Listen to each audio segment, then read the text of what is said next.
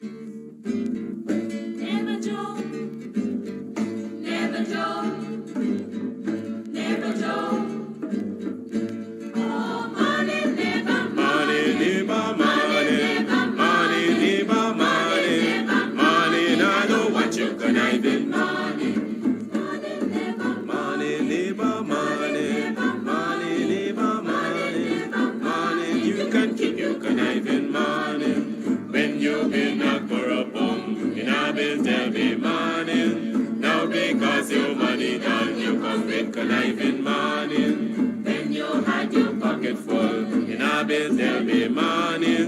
Now because your money done, you hustle for tell me money. Yes, money, never money, never money, money, never money, money. Now know what you conniving money. Neighbor, neighbor, joker. Neighbor, neighbor, joker. Neighbor, neighbor, joker. That's all the money that me walk for. A 2 pound note and a guilder piece. A 2 pound note and a guilder piece. A 2 pound note and a guilder piece. This is all the money that me walk for. I said money, neighbor, money, neighbor, money, money, neighbor, money, money. Now I know what you can even money. Oh, Joseph.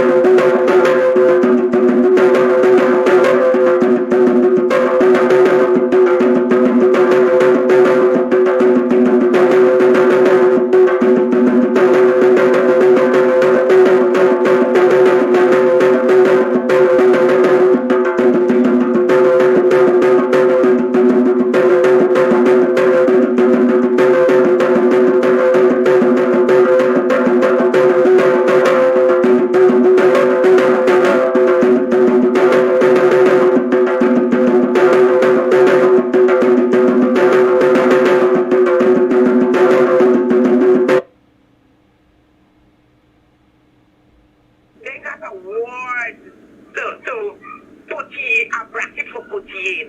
The man is so dotish.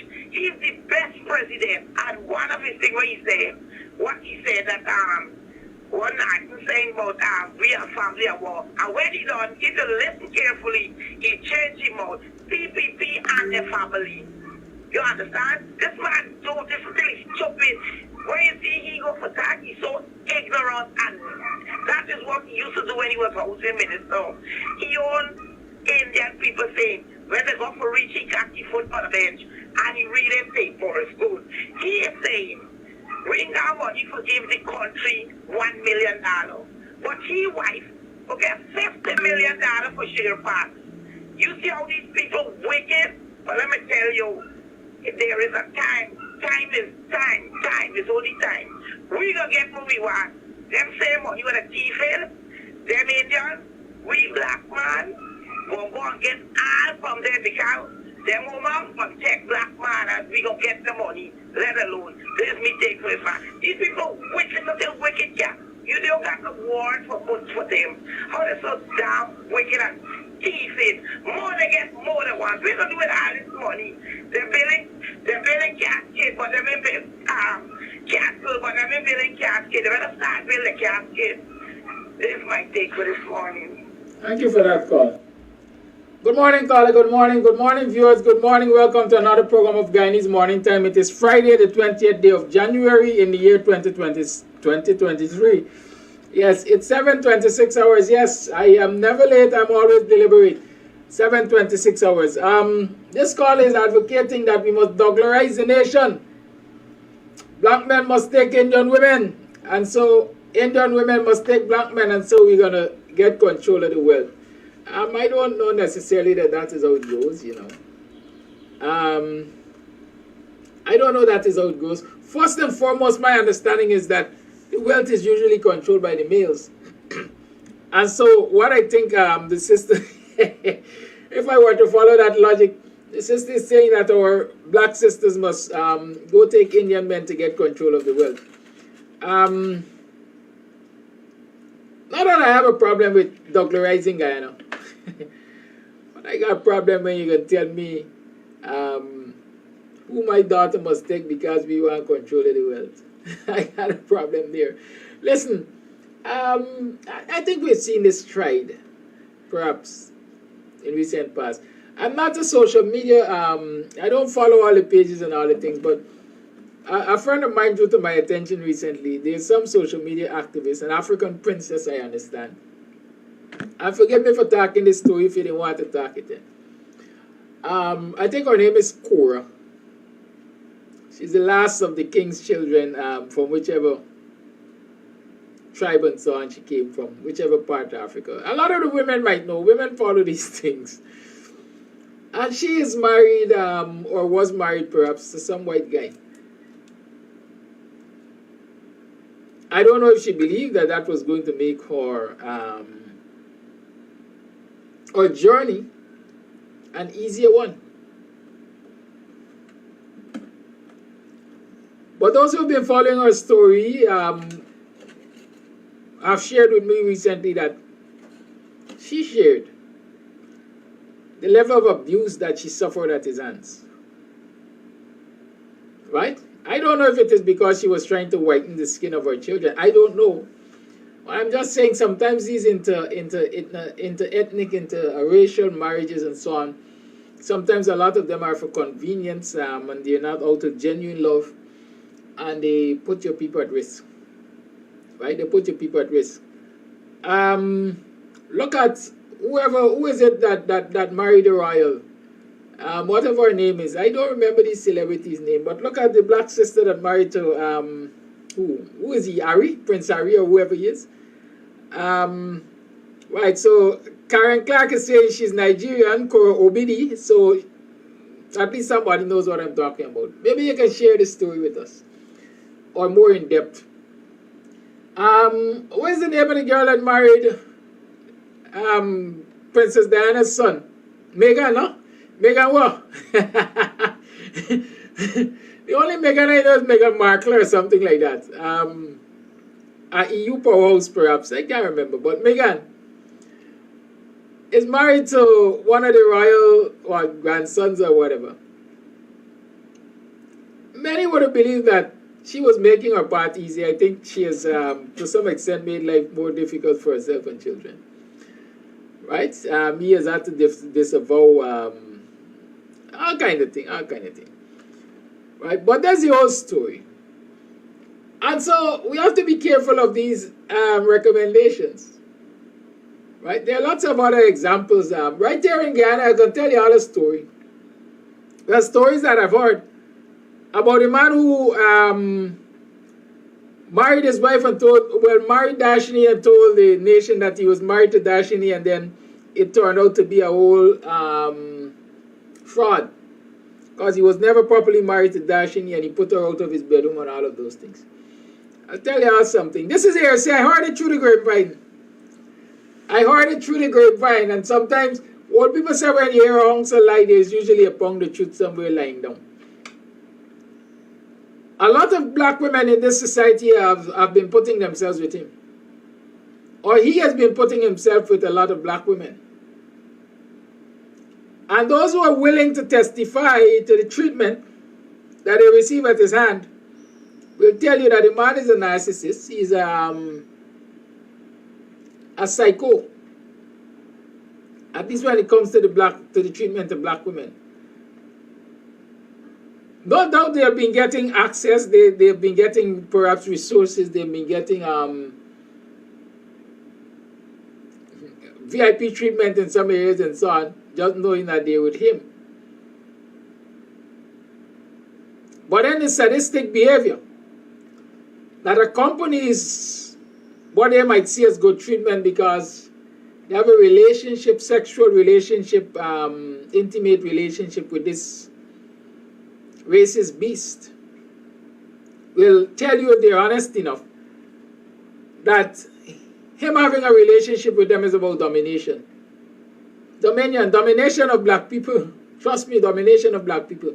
So when you hear some people say that, when Freddie Kissoon had said that Jack Dio is a, what was the exact word? This morning a little slow. Ideological racist. There are women in this society who can testify to encounters with that individual that suggests that he's about dominating black people in all forms. Some of the most demeaning things have been reported about black women with that particular individual. So the answer is not always let children get into these families because they got money and control the wealth. For me, the answer in this society, there's a lot of people talk about reparation. Yes, I believe there must be reparations. This generation must be paid for the sufferings of the previous generation. They did work and this generation must be paid for it. It's called generational wealth. So we must collect on the sacrifices of our previous generations and bring that into this era as wealth. And so we must continue to talk about reparations. But I also think, and I am very serious, every now and again I tell you some things that I will do if I were to be made president of this country. And y'all, I hope y'all taking me serious, you know. Because the opportunity is likely to present itself at some point in time, whether I go it alone or go it with a political party, when I say, listen, I'm going to run for presidency of this country. I want to be president of this country. Let me not tell you otherwise. Because I believe that as president of the country, I will have access, I will have the kind of access and authority to change the fortunes of the citizens of this country, especially the poor people and the oppressed. I believe any willing person, any person with a political will, any person with humanity can change the fortunes of every single Guyanese for the best. And so I tell you, for example, if I were to become president, one of the first things I want to do is tear up the Guyana Constitution. It must be reformed in totality. Every section of it must be looked at and changed as necessary. But the first section I want to see disappear from Guyana's constitution is that section which protects the presidents regardless of how much nonsense they do. There must be no immunity for presidents. I'm of that firm belief. Presidents must have leverage. But they must not be immune from criminal behavior. Because when they are immune from criminal behavior, what you see is the behavior of the PPP presidents. And I don't, as an individual, as a president, I don't want to have that kind of protection. Because without that kind of protection, you're likely to toe the line. You're likely to act responsibly, knowing that you will be answerable for your actions. Yes, you can't have a situation where the president can be dragged to the court every single day or every week for something that he did in the pursuit of policies to the country.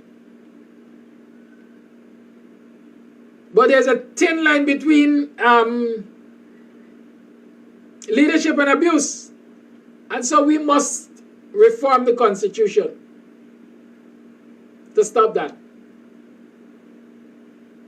That's one of my dearest wishes to this country. I'm also saying the second thing I would want to do is wipe off the GPL debt for every single Guyanese domestic user. Every domestic user that got a big debt with GPL, start them from zero. Because Guyanese have been given a raw deal over the years. Guy were included too by the utility companies in this country. And so we must fix it, we must make it right. I'm saying that. The next thing I am willing to do as president of this country, yeah, trust me, and this is not an essay writing for secondary or university or primary school.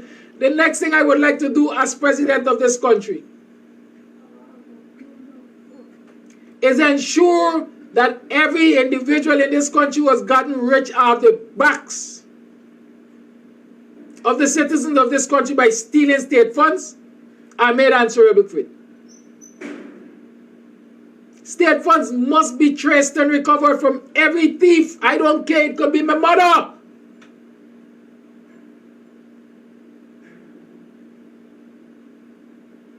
We must be prepared as leaders to go after those who have done financial and economic harm to this country. I am not convinced that we have a group of politicians in this country currently, whether in the past or current government, who have that willpower. I am not convinced.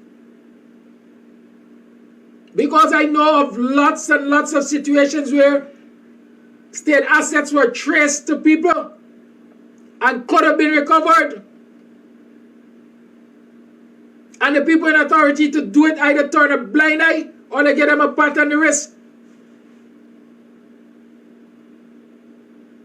And I am saying that if we want to level the playing field in this country, if we want every Guyanese to have a fair chance, every ethnic group in this country to have a fair chance, we must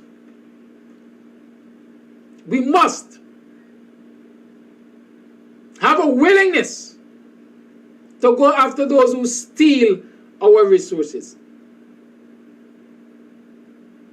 One of the things which made the drug fight or the war against drugs in places like Colombia and so on successful, in the US especially, is because the authorities were willing to share the spoils with the citizens. And that is, if a criminal enterprise was reported as being owned by ex-kingpin, the informant got a percentage of whatever was seized.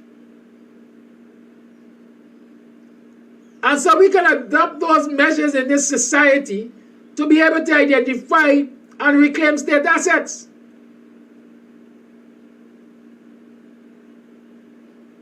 I see Keshke cussing me out here.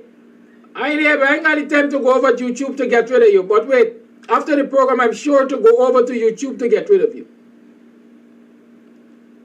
said to a friend yesterday, I don't have a problem with people sharing their opinions. But don't come on my program and cuss. I ain't gonna stand for it.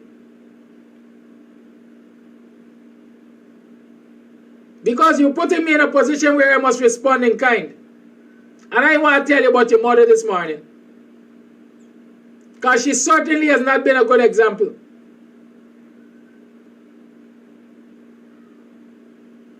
Right? So I'm saying that our politicians, the people who have had political power in this country, at least in recent times, have not really shown a willingness, the gumption, the gall to go after stolen wealth in this country. And I'm saying as president, I want to do it. I would love to do it. If it's the last thing I do before I shut my eye, I will do it with pleasure. How does a woman, and I'm talking about ghetto Barbie as they call her.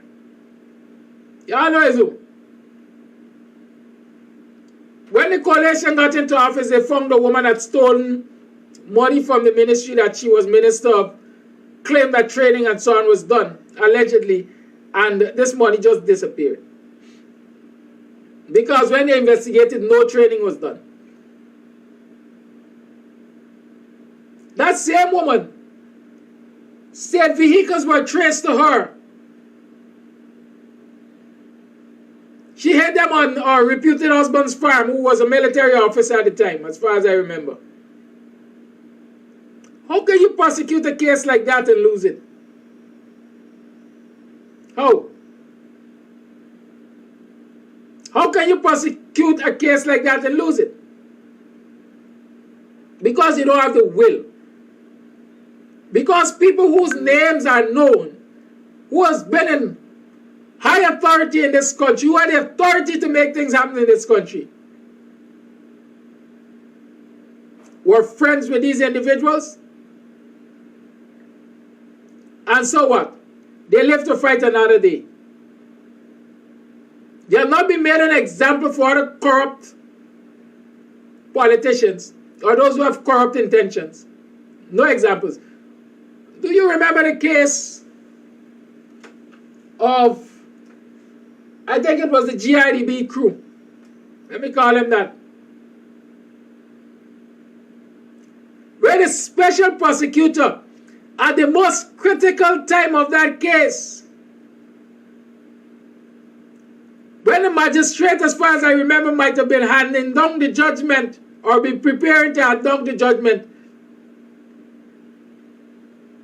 did not go to court. Do you remember that matter?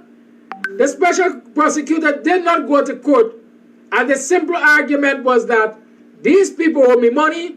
I indicated to them that unless they paid me, I was going to drop the case.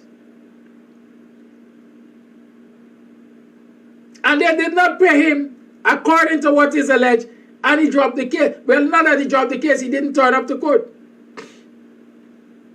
And that is the moment the magistrate chose, or judge, whoever it was, to throw the case. There's nobody that can tell me that that was not a willing act to undermine, to prevent the person being sentenced or found guilty, whatever. And these things have a lot of backdoor deals behind them, as far as I'm concerned, and political machinations.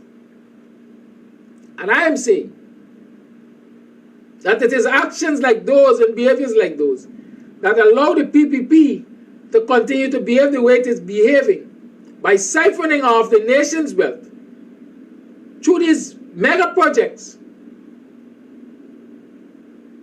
Billions of dollars unaccounted for every single day, month and year.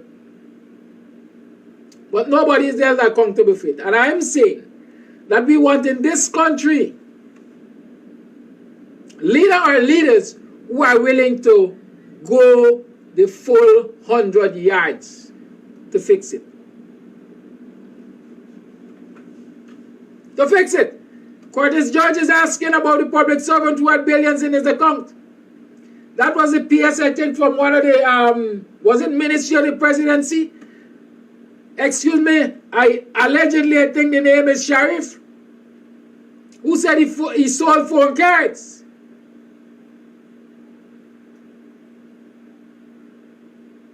Right? So many persons have been found. Evidence has been found. Enough evidence has been found in many of these issues in the courts by the magistrates, and these people were what was the thing? Basically, there was enough evidence to say you have to face trial.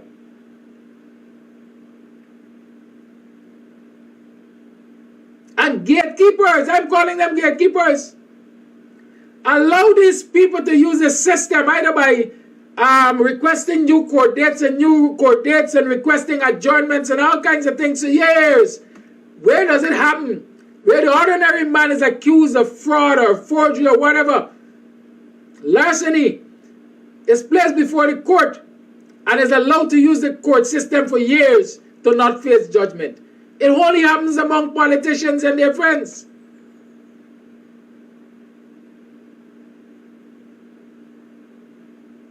And it is allowed to happen because what? Citizens are now holding politicians accountable.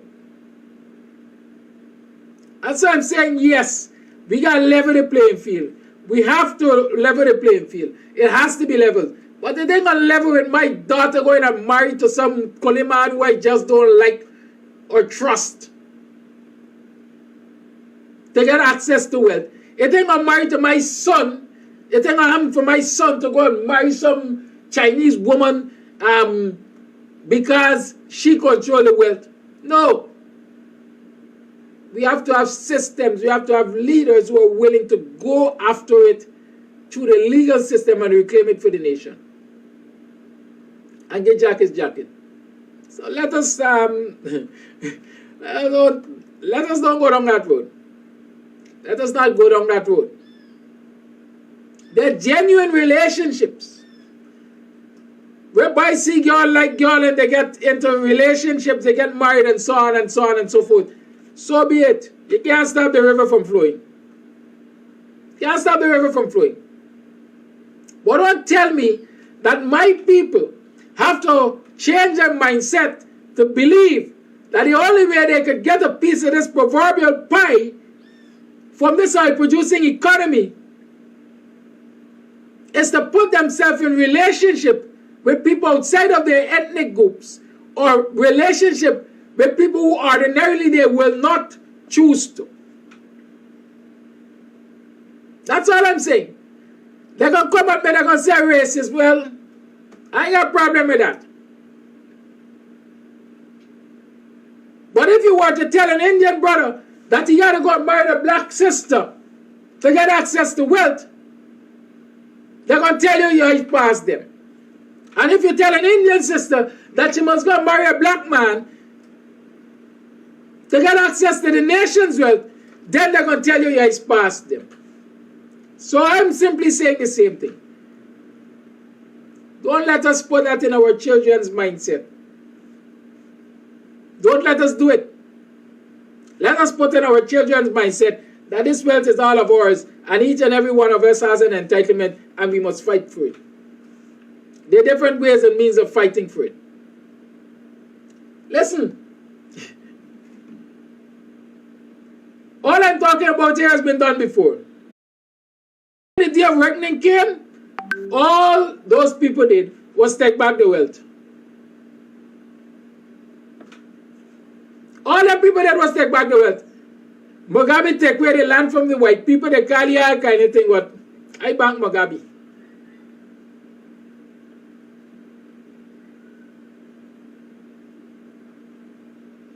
In South Africa, there were land reclamations and redistribution.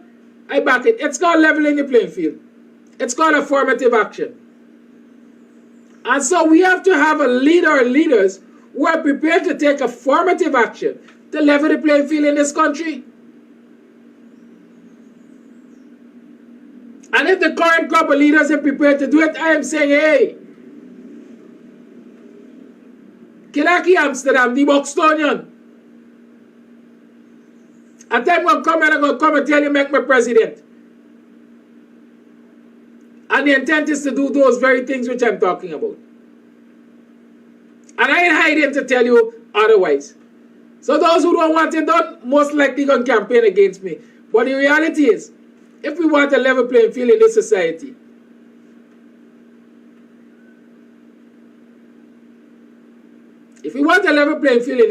we have to be prepared to take affirmative action. Arnold Samsudeen, I think you're gonna buy. Because what I can tell you is I have easier access to Facebook than I have to YouTube.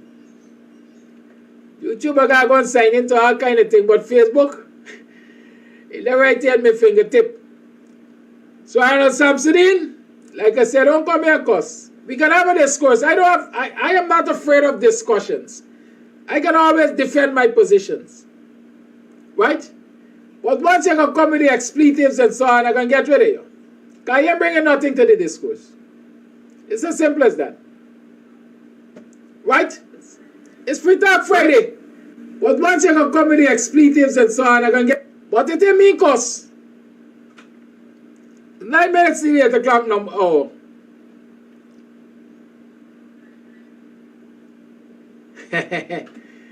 Yeah. I like it when I sound very racist. I like it when I get under your racist skins. Because it's racism that got your government doing just what they're doing to black people. Right? A question was asked of Ali yesterday. Let me address it. I addressed it already, but I'm going to address it again. Right? A question was asked of Ali yesterday, or someday he was out on some kind of outreach. And it was about the resources. Listen, Mr. President, or wherever you be. All this oil money then, we ain't feeling it. We ain't getting it. According to Sherrod or somebody back then, Mr. President, we pumping, but we ain't feeling it. And the man went on to give a lecture that the government of Guyana is not using their resources, their funds, the money they have. They're not using it. They're not withdrawing it, they're not using it. Well, yesterday I explained to you that, listen, they will make that argument, right? They will make that argument that they are not withdrawing the money, but they are borrowing against the money. And so if you got $20 in the bank and you borrow $60, technically you're broke. Because your net worth is going to be negative $40. And so if we got $100 billion in the bank, in the NRF, and this government, the Ali government, is borrowing $300 billion, then we technically broke. The NRF money is technically spent. Because the net worth of the NRF fund is a negative $200 billion. And so while they are trying to tell you that, listen, the NRF money is there and it is going to be there for the future generation and etc., etc., they have imperiled it. They have endangered it. They have encumbered it. And so we can't take comfort in knowing or believing or accepting that, hey, there's ain't trouble in it.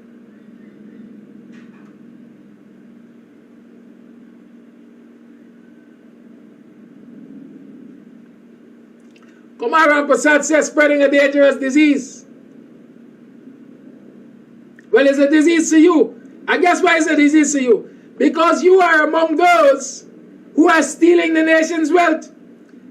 And you have to be among those who will shudder to think that there's a human being, there's a member of this society who is willing to do what is necessary to reclaim the nation's wealth. That is why I'm spreading a dangerous disease. But the disease is y'all thieves from the national coffers. I saw a video the other day with Agile discontinuing a contract that was awarded to some friend and crony of the PPP, and it's that is a relative of someone who is high up in the government, somewhere in Berbice. The contract awarded And for more than 6 months, not a stone was turned. But you know what?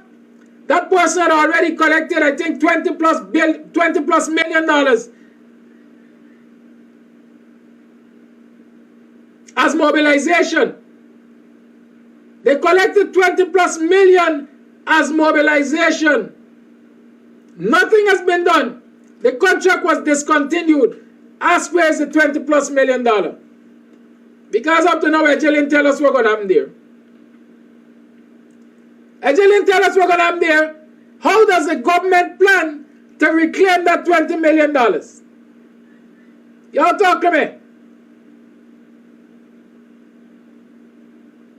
In some instances, I've heard of contractors collecting mobilization fee, mobilization advance, and just not doing the contract because the whole intent was to get the mobilization money and don't do the contract because the mobilization money guarantees you're going to get more than the profit from the contract. And you know what? The government doesn't go after them because they're friends and cronies of the government and they understand very well what they are doing. And so I'm not afraid of people telling me I'm racist and I spread it and I have poor ideas for governance. Where are your ideas? Are your ideas in keeping with fairness and protecting the resources and the wealth of this nation for every citizen? If you have those ideas, then they're better than mine. Or perhaps they're contestable. But I stand by my ideas. Anybody who steals state resources, I as president, I as leader, I as even a minister of government or even a functionary of the government given the authority will go after them for it. We want more people will go after them for it. How can the likes of Bar Jack Dio and Anil Nanlal and the whole rest of the PPP cabal explain the wealth that they have acquired in this country in such short time? How? Look around the world and see where political leaders become as wealthy as these thieves in such a short time and are not investigated and made accountable. Y'all talk to me. So y'all could come here and cuss because it's hurting y'all, touching y'all where it hurts most. Right? But that's all I'm saying this morning. I don't believe that people's children are going to tie up themselves with other people just because they're controlling the wealth. In short, you're telling us that our brothers and sisters must prostitute themselves to have a fair chance of success in this country. And so it's another form of slavery, is sexual slavery. It's like going to trafficking in person. Because if my daughter wants to succeed, if my daughter wants to get a fair share of what God has to offer, you're telling her that she must not have a logical choice. She must just having her psyche, by the only way I can do this, I got to go and look for a coolie man. Huh? Is that what you're saying to me? I can't buy that. I can't buy that. Let me tell you all from inception. It's a minute to it.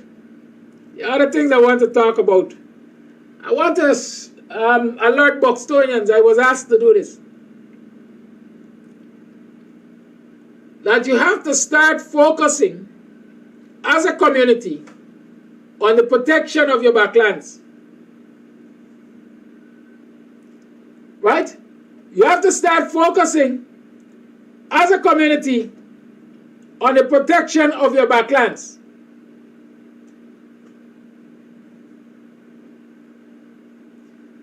Because as the campaign by the PPP continues to take away black people land, they're heading east. Right?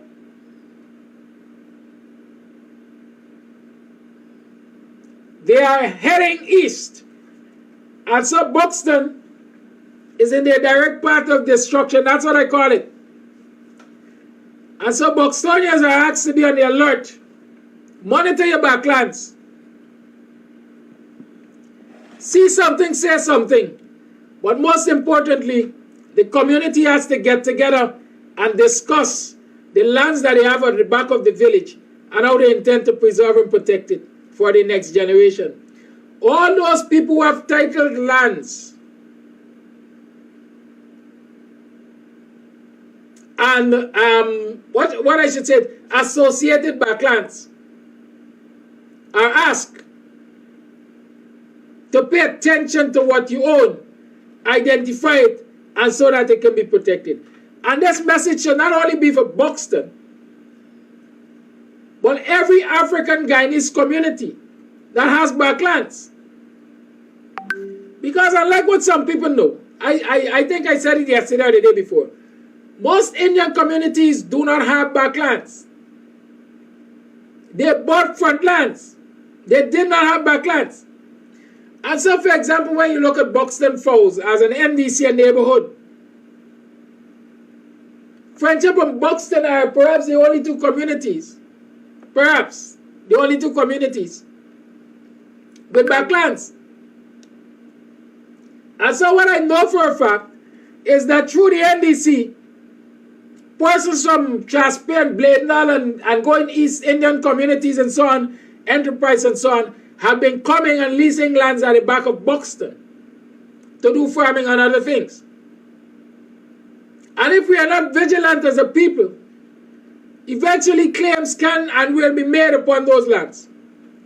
And so the alert is, Buxtonians, get your act together, track down your lands, identify your lands, stake clear ownership to them, and protect them, because the PPP train that is aimed at taking away black people's land is heading east. That's all I'm saying. The community will have to meet and discuss this issue. And I'm saying to all other African Guyanese communities, take the same effort, make the same effort, take the same steps to protect your lands. I know in Bachelor's Adventure, they got some young Turks who tell themselves that they know. And we're entering into discussions, allegedly with Anil Nandlal, about regularizing lands in those communities. As I said, what one know, ask two. What the younger generation don't know, ask the elders. Sit at the feet of the elders and let them chew to you before you go and do stupidness and bring harm to your community. That's what I want to say to you. Because those actions are the very actions which will see your assets moving into the hands and ownership of other people. And then you tell yourself that your daughters got to go and lie down with them to get access to those very assets. We can't afford that. What we have to protect. What they stole from us, we have to reclaim.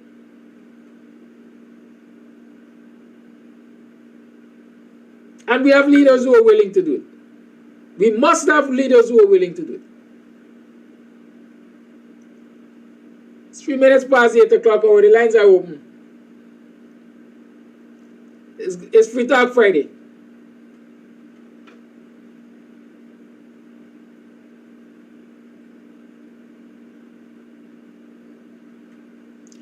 Gary Perry likes to ask the same thing the PPP like to ask.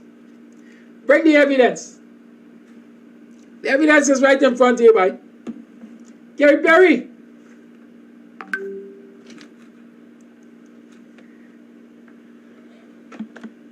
Do an assessment of Gail Teixeira's income versus what she owns. Assuming you're going to find it on her name. Do the same thing for Anil Nandla. Do the same thing for Jack Dio.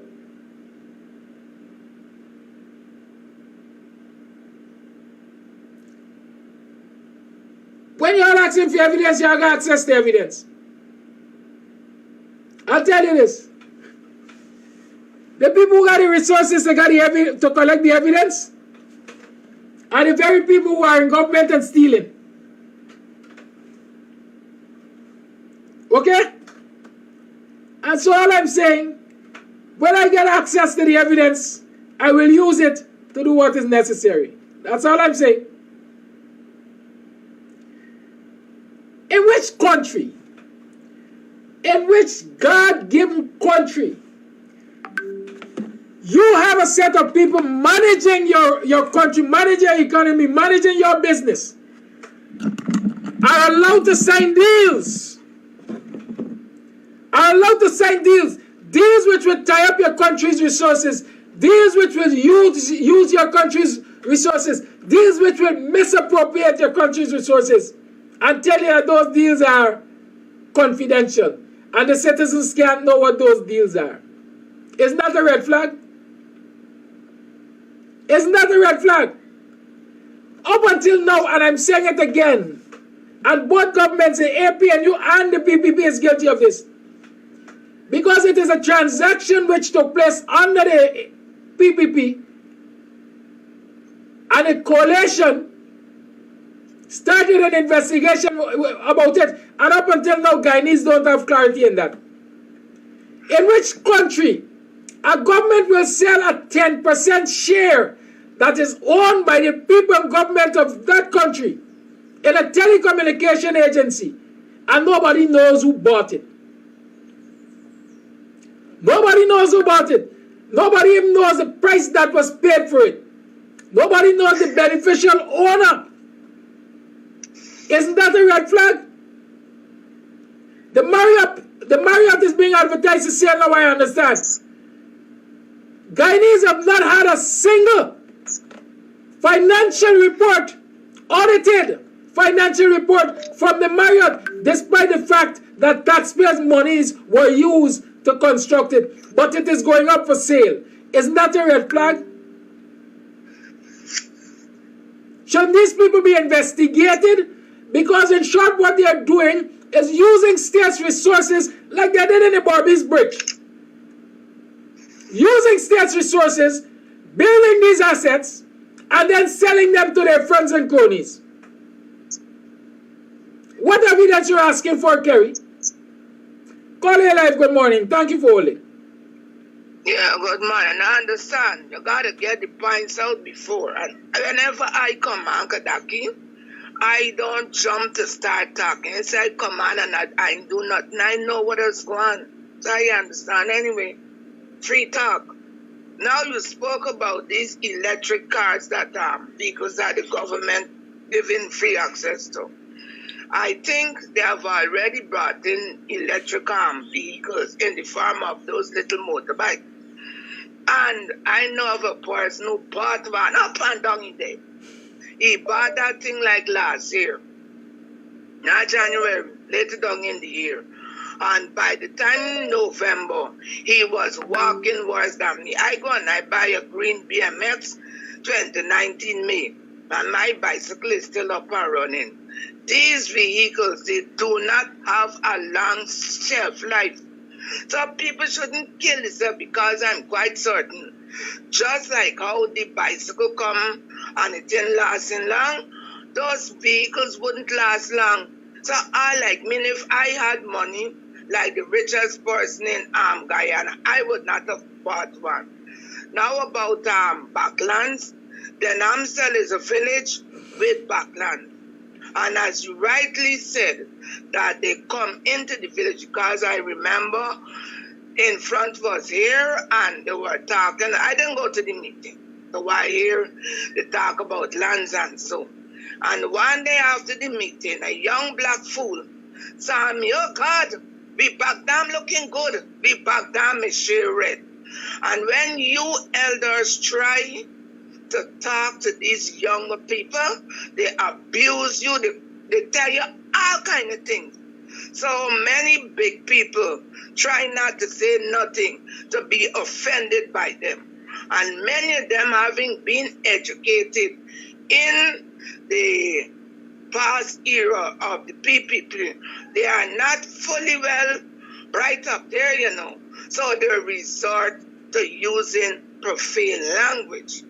And I jumped to the profane language because you have to take people out. You know, my father used to say, when you want to resort to cussing out people. You're talking, you're cussing out people, just show that you're a dunce. And let me tell you, Kadaki, I could cuss nasty. But whenever I come on any program, I don't use profanity. I explain myself to the latter. And if you want to gain respect coming on these programs, you will know how to conduct yourself. Now, a lady, I can't remember her name, I think she's something Kendall. She said she worked with Ministry of Health.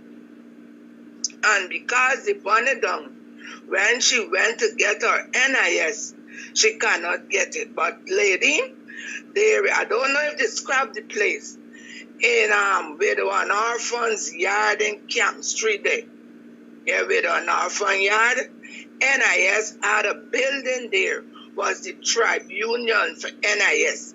And then I think you could find out where it is and go there. And what would have helped you? Once you join Ministry of Health, if you are a nurse, you would have been given your appointment letter when you finish. And if you're a maid, you would have been given something to say you were attached to Ministry of Health.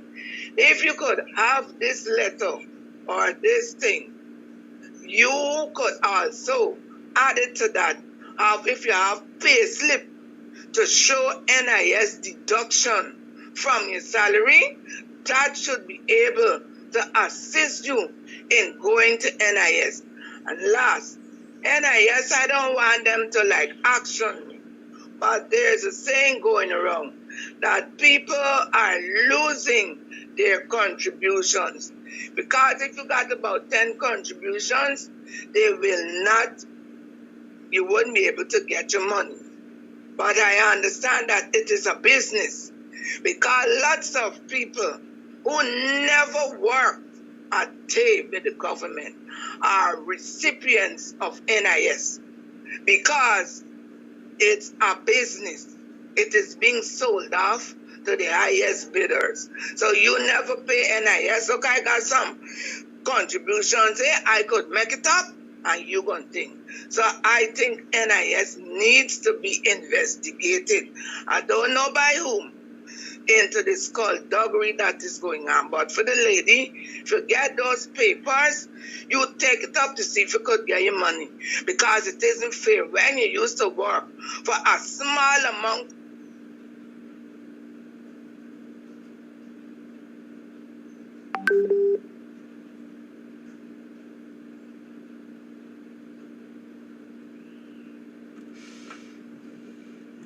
Look as though we lost that call.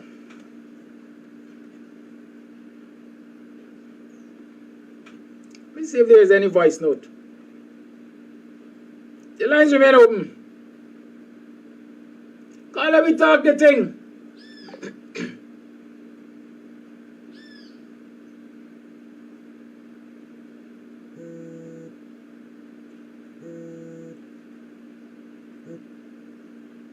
Call it live. Yes, good morning, Mr. Kadaki. Good morning, everyone in the diaspora. Good morning, all Guyanese. Mr. Kadaki, I had sent a video to you just a few minutes ago, and I know it's kind of tardy. It's just a 10-second video of what I'm going to talk about, what I would like to talk about. And the video is supporting evidence to prove my thesis, which is that Africans have always been in the Guyanas. The YouTube video that I sent there talks about the Pangea and the Continental Drift. I can't see the screen at the moment now. So if you can... Call on the line. Yes, sir. I'm bringing up your video. Okay, sir. So I'll play it and then you will speak. Yes, just play it until you see Africa appears to the right and South America appears on the left. That's all I need as supporting evidence, so the viewers can see that. This video has no volume? No volume. That's not needed. The purpose of the video is to show that South America came from Mother Africa. The purpose of the video is to show that South America broke off from Mother Africa. And hence, Africans were always there. Let me know when that arrives on the screen, please.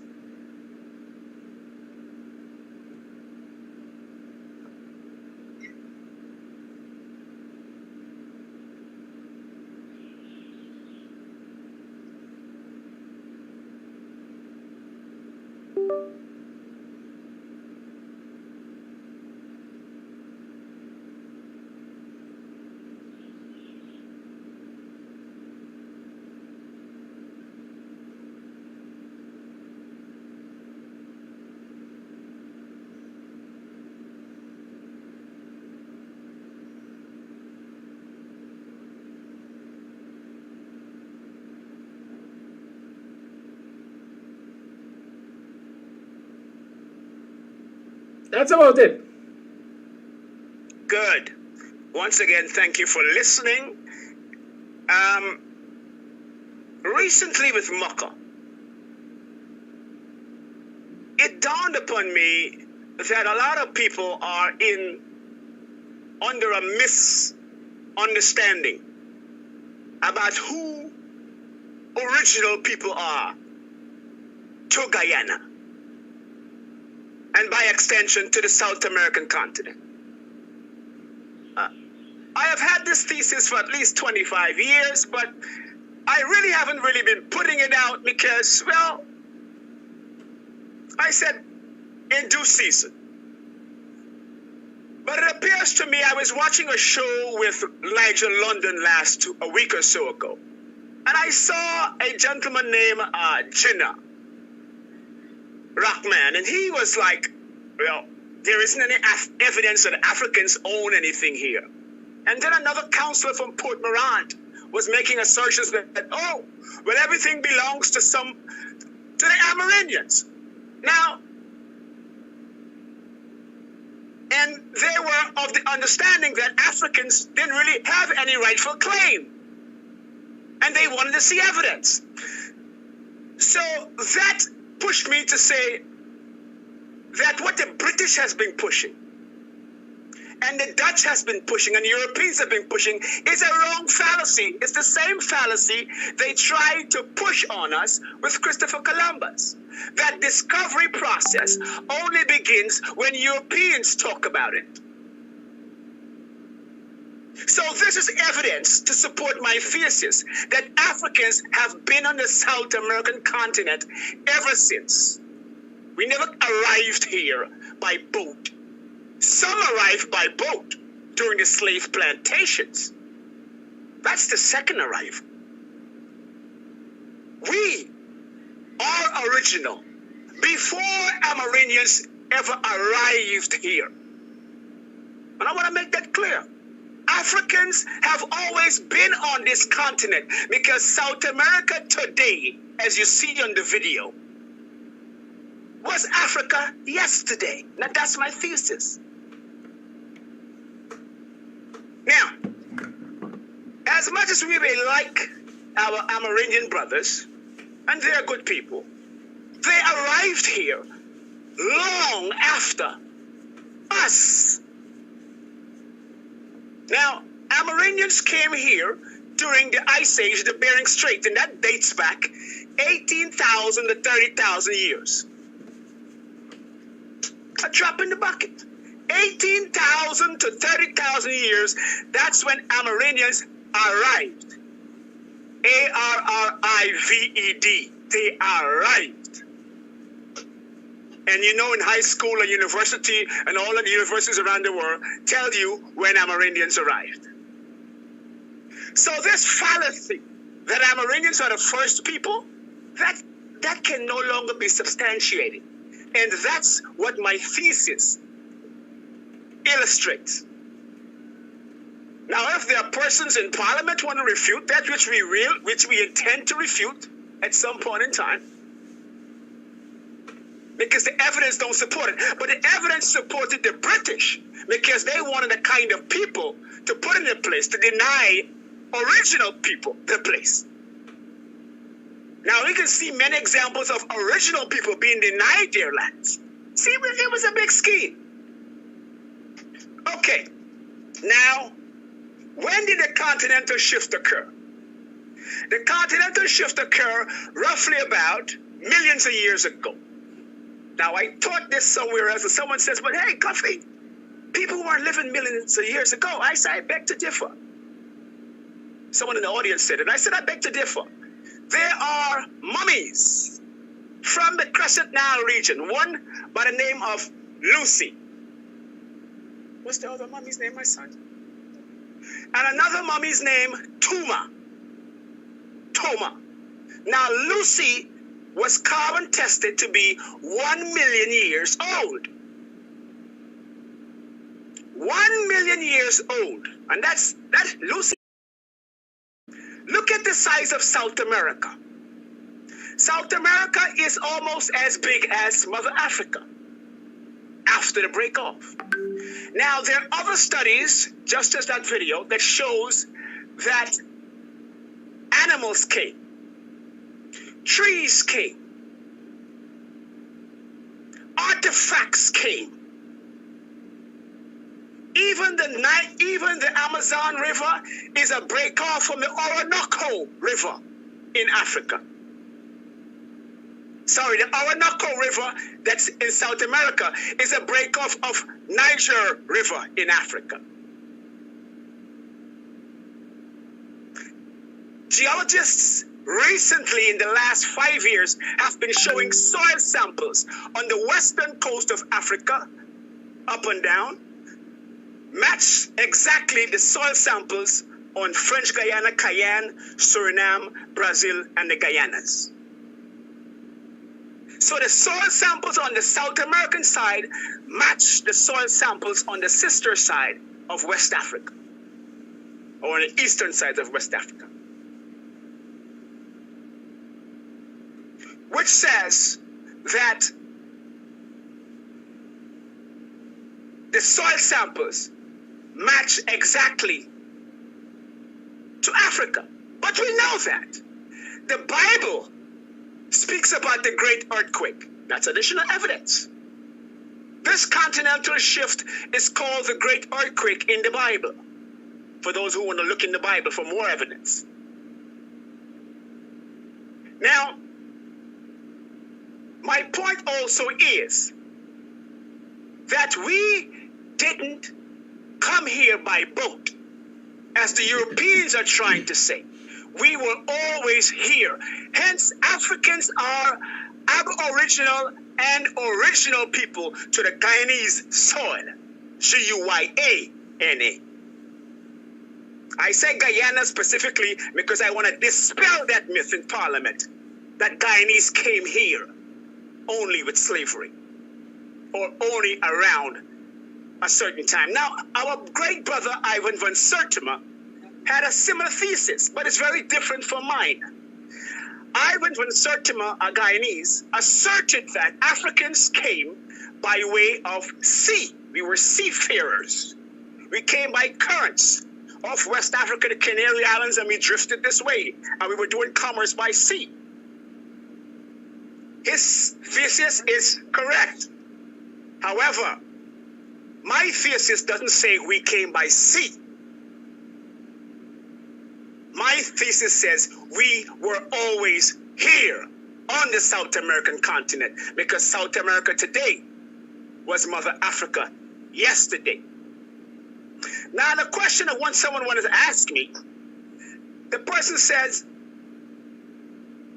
well, about that million-year-old mummy, were people actually living here 1 million years ago? I said, well, the best universities have tested that mummy, Harvard, Yale, and all over the world, museums, and they agree it's 1 million years old. Now, the next question I want to raise. If you find a mummy, and when you find a mummy 1 million years old, who is the mummy's great-great-great-great-grandparents? How old would that make them? If the mummy is 1 million years old, how old would the great-great-great-great-grandparents of the mummy be? So we possibly can begin to see 2 million. So when we begin to talk about who was here on this continent first, it cannot be the Amerindians, because their time of arrival is dated to no more than 18,000 to 30,000 years ago. But I guess Parliament would not want to hear that, but they got to take it up with the British, who pushed that nonsense down their throats. It is, again I say, it's very convenient for people to push certain people to claim that they were first. They did the same thing in Brazil. Columbus did the same thing in Brazil when he wanted to deny the true discoverers of Brazil with him and his brother. So when I see people in Guyana are saying that Africans don't have any rightful claim, that is emphatically wrong. But we fall into that misnomer because we begin to conceptualize our arrival. So what's the Dutch? Push that was connected.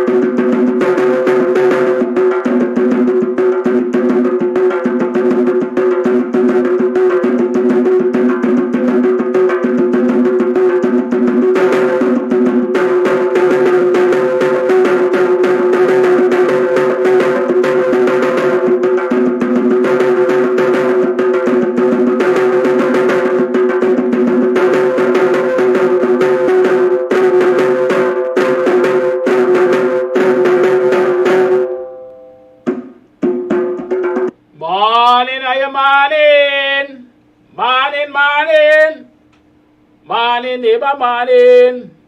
Good morning. Welcome to yet another program of Guyanese Morning Time. I'm your host, Kams Tv, the BUXTONIAN. It is now 7:27 hours on the 23rd day of January in the year 2023. Welcome to the program. How have you been? It's been what kind of weekend you had? You had a good weekend? Talk to me about it. Did you have a good weekend? I'm tired. It appears as though I didn't get enough rest over the weekend. I don't know why. But sometimes the more you rest, the less you feel it.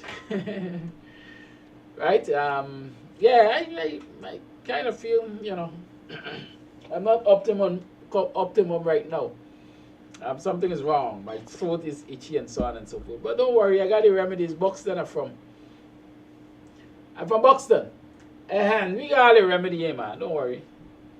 From Mama Fifi to Gloria Fifi to them young Fifis, we must find something, Good? So I hope you all had a good weekend. I hope you were able to rest and recuperate well. Make some money. You know, weekend offers a good opportunity for making money. Because when you're on the government's job, doing a 9 to 5, Monday to Friday, you know, you can always do a side hustle. You can always do a side hustle Saturday and Sunday. Some people will do a soup, Sunday special, you know, a Saturday special, a barbecue or something. People got to continue to find ways and means of making ends meet in this society. And so, yeah, there's nothing wrong with doing that side hustle at the weekend. Whether it is reaping some of your crops from the garden, the kitchen garden, and taking it to the market, or walking the community, sending your children around the community, to sell some of those stuff so that, you know, Monday morning they're sure they get money to travel to school and so on. Sounds like frivolous things, eh? But the reality is, I remember as a youngster, these are some of the activities that you recognize happening in your community. But nowadays, people tell you about child labor, and they don't want their children to go through what they went through and all of that. But I think there's a certain discipline that children learn, individuals learn from doing things like this. First and foremost, I think they learn self-reliance.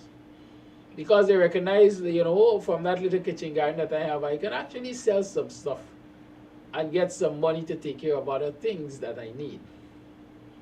From them couple Creole fowl running around the yard and so on, I can sell some eggs and get some money to assist in some of the things I need. Yeah. And so I'm saying that one of the things we have to keep doing or reintroduce in our families is that whole attitude of self-reliance. That's side hustle, right? Some people call it a side hustle. But in many instances, if you check, right?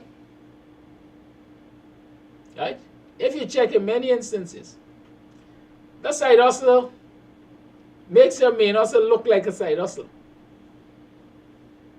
Because if you're consistent at what you do on the side, in many instances, if you check it, you end up earning more money than your main hustle in most instances. Don't underestimate small change, if you call it small change, every day. Everyday money. If you know what you're doing, then you keep spending everyday money, and before you know it, you got good money. Right? You got good money. Small business is big business, I usually say. Keep that in mind. And so when you're off of your 9 to 5 on Saturdays and on the weekends and so on, a lot of people will say, I got to rest. I work all week, get tired, I want to rest. Right? But sometimes, especially when you're young and you're full of energy, you got to make hay while the sun shines. Don't wait till you get old like me and so to try to make hay. It's going to be strenuous in you.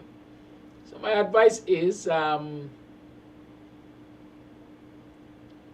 find alternative income. I like to talk about multiple streams. Find alternative income. What is it that you can do that can help to ease your financial burden? What assets do you have in your home or in your immediate surrounding that can be utilized instead of lying idly by? Right? Think about those things.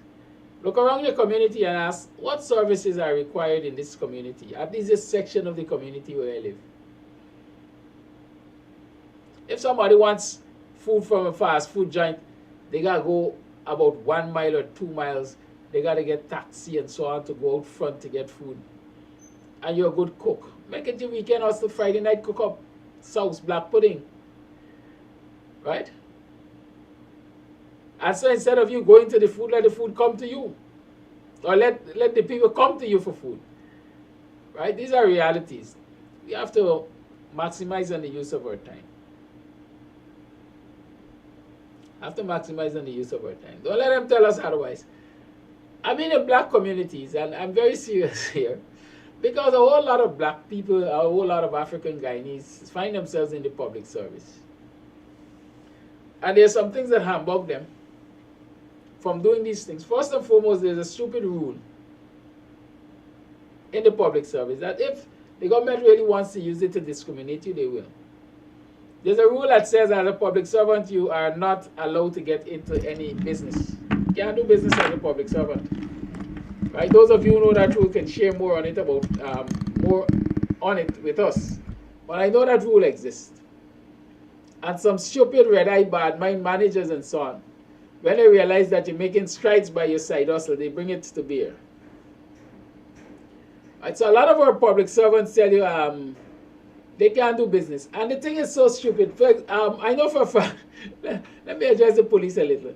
I know in the police force, Paslo, if you're listening, you could call and share a little insight on this particular rule for us, because I know it exists. If you're a police, you can't do business. And nobody in your household could do business. And perhaps no immediate relative could do business. So you're bound to live in poverty with the $115 that they give you, $115,000 they give you a month. Right? These things have an impact. These things have an impact on why our people are so averse to doing business. I noticed my stream just now was disconnected. It's like the third time for the morning, like somebody trying a thing. I hope it, I'm trusting that they don't succeed. Yes, so is that why a lot of our folks are averse to doing business? Because of this public service rule? If you're a public servant, you can't do business. Right? And then there's this other belief that because I'm a public servant, well, back in the day they call it civil servant. It's a prestigious job. And so since I'm doing this prestigious job, it would be demeaning. It would bring disrepute to my profession if I were to have a stall, a stand, a small business in front of my yard, under my house, or anywhere around me. So in other words, I got a status as a public servant, white collar, blue collar worker, civil servant. And so for me as a teacher, to sell refreshments in front of my yard or icicles from my fridge or freezer, that's the meaning. That's low life, right? I know of that kind of thinking, but that kind of thinking has not in any way really and truly emancipated us. It has not empowered us. Good? So I'm encouraging you this morning, look around, utilize your time on the weekend, especially if you're doing a 9 to 5, utilize your time on the weekend and get something done. There are those of us who got more energy than others. And so despite the fact that we're carrying a 9 to 5, we can also invest that energy in the mornings and prepare stuff and leave it for our children to market when they get home. Good? And don't tell me that our children have school work and so on, and because they have school work and so on, they can't man a stall in front of the yard. I remember as a youngster, I spent some years in Kitty. And one of the things we had was a stall in front of the yard. I think my mother was a stay-at-home mom at that time. And so there was this stall in front of the yard selling mints and cigarettes. I can't remember if it sold anything else, but mints and cigarettes. Maybe at that time, mosquito coil was a big man too. And so when we got home from school, we sat on the mango tree and we did our homework with our mother and so on, while manning the mints and cigarettes stand in front of the yard. It did not take away from us. And so we can encourage our children to, help out in those ways. It will not take away from them. As a matter of fact, it might enhance their mathematical and analytic skills. And as I'm talking about that, I had, again, there's some experiences you'll never forget. I remember a woman came to that stall one day, and she paid with a big money. And maybe at that time, a big money was $20 or so. And when I checked the money cup that we had on the stall, there was no change. And so I left the money cup and ran inside to get change from my mother. When I came back out, the money cup was gone, and so too was the woman. Right? So you learn a lot of things by doing these little things. And one of the things is, don't trust no shadow after dark. I just know you, man. You out there trying to make a hustle, trying to make things happen. And here is this woman, pick up the whole damn money cup and go with it. So you have to be careful of that too, right? But seriously, we need to start looking at alternative income. Because when we look at what is happening in the public service, the budget was just read. And there's no money there for public servants again, apparently. I see the budget as referred to the announcements which were made last year, moving police salary to $115,000 and so on. Right? The announcements which were made last year. The budget refers to it, this year budget refers to it, and says that those announcements, which are applicable from January, will in a sense put more money in the hands of public servants and so on. And so I want you all to see the sleight of hand, because that's what I see it as, a sleight of hand. They made these big announcements, this hurrah, if I can call it that, at the end of last year, to give public servants, especially the military and police, the impression that we really love you. We're giving you extra money at the end of the year. We are paying you increases at the end of the year, and we're going to, you know. Right? We love you, so we're improving your quality of life. And so all the policemen and women who are jumping up in videos and so on celebrating, at the end of the year recognize, well, you know, it didn't amount to much. But anyhow, we could look to next year for an increase in salary when the budget is read and so on. But there's no increase in salaries announced in that budget for public servants. Instead, what they did, they referred to what they were given at the end of last year, which will take effect at the beginning of this year. Sleight of hand, the trick. As it's likely that public servants are going to go all through this year again with no increases on their last year's salaries, quite frankly, and the year's salaries. And then at the end of this year, they might come and give them some pittance again. But at the end of this year, it's closer to the budget year, and so it's likely that they're going to really try to butter them up. But I want you to pay attention to that. So there's no increases. There are no increases in the budget for public servants as far as I read it. I noticed the Bartlett Vice President, Power Hungry Man, say there is provision for increases in the budget, increases in public servants in the budget. But remember last year, or the last budget, the previous budget, last year's budget, the same thing was said. And when Winston Jordan analyzed it, he said, listen, what they are talking about increases here in public service spending is actually monies that cater for the hiring of new staff and changing salaries of those who would be promoted and so on. There was no real money there to improve the emoluments of public servants. And I believe it's the same trick that we're going to be dealing with this year again from this budget. Good? My usual disclaimer is I'm not an economist, but I got a little common sense. I could read and understand and analyze things. Good? I noticed a quote the other day that says figures don't lie, men do. And I disagree with that because men put figures together. And when I say men, I'm talking about mankind, right? Not the male species alone. Right? Figures can lie. Because as people put figures together, they call it lies, damn lies, and statistics. Let's look at Christopher Ram and McRae does an annual budget review. They call it Budget in Focus. And so let me see, I have a copy of Budget in Focus. I just want to share with you a few things that the Ram and McRae publication said about the budget. Where is it? Budget in Focus.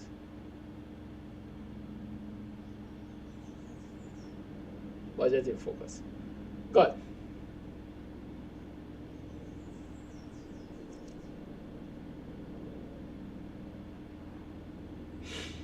So in this section, that's a section they call what? Measures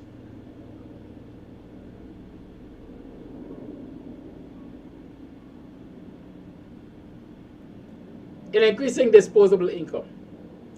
The first measure Ram and McRae looked at in this table is $3 billion to be paid to 5,000 healthcare workers and 9,000 members of the disciplined services. Right? $3 billion to be paid to 5,000 healthcare workers and 9,000 members of the disciplined services. That's one of the measures that they say will increase disposable income for citizens. Raman Macrae commented that this amount works out to approximately $18,000 per month per person. Right? So the first measure, according to Raman Macrae, is approximately $18,000 monthly per person.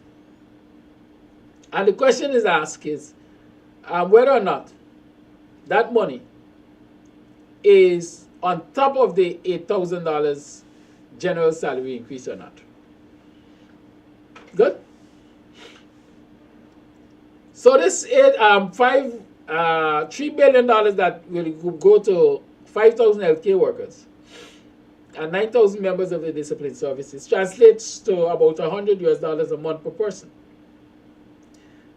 And the question is this money going to be an addition to the 8% which was announced? Or is it part of that 8% package? As I like to say, time might have to tell. The second thing is the threshold for payment of income tax. The increase of the threshold, income tax threshold by $10,000 from $75,000 to $85,000. Right? What Ram is saying is, look, this measure equates to $2,800 a month. It equates to $2,800 a month. So while the government is telling you that, listen, 12,000 persons are now removed from the tax net, and the tax ceiling has been moved to $85,000, those people are now earning approximately $115,000 a month, are actually only benefiting from an additional of $2,800 to what they previously earned. That is what it comes down to. Right? Of course, he addresses the $40,000. Well, not $40,000. The move of the $25,000 to $35,000 because we care school grant to children. Right? He doesn't make I don't see a whole lot of. There are not any comments there really, except that the total amount will come to about $40,000 per child. Those of us who have children know that $40,000 per child, and this is not a term money, this is not a month money, this is a year money. If you were to say, well, listen, your term has 9 months, 3 months per term, 3 terms of the year, you're talking about an approximate 40 divided by 9 is $4,000 a month. How does $4,000 a month really change the fortunes of our children? How does it change the situation which our children are faced with, or which parents are faced with to provide for their children, given the fact that inflation is running wild? Inflation is somewhere about 7 or 8%. Right? It was 7.2, I think, and the government announced an 8% increase. And of course, inflation has changed from that upward. So I'm assuming it's closer to 8% now, if it has not passed that. How does $4,000 really and truly assist the parent in coping with these rising prices? And as you know, as soon as budget is read or the government announces these grants and so on, market prices go upward. And so $4,000 a month is what? Minuscule, drop in the ocean to say that you care.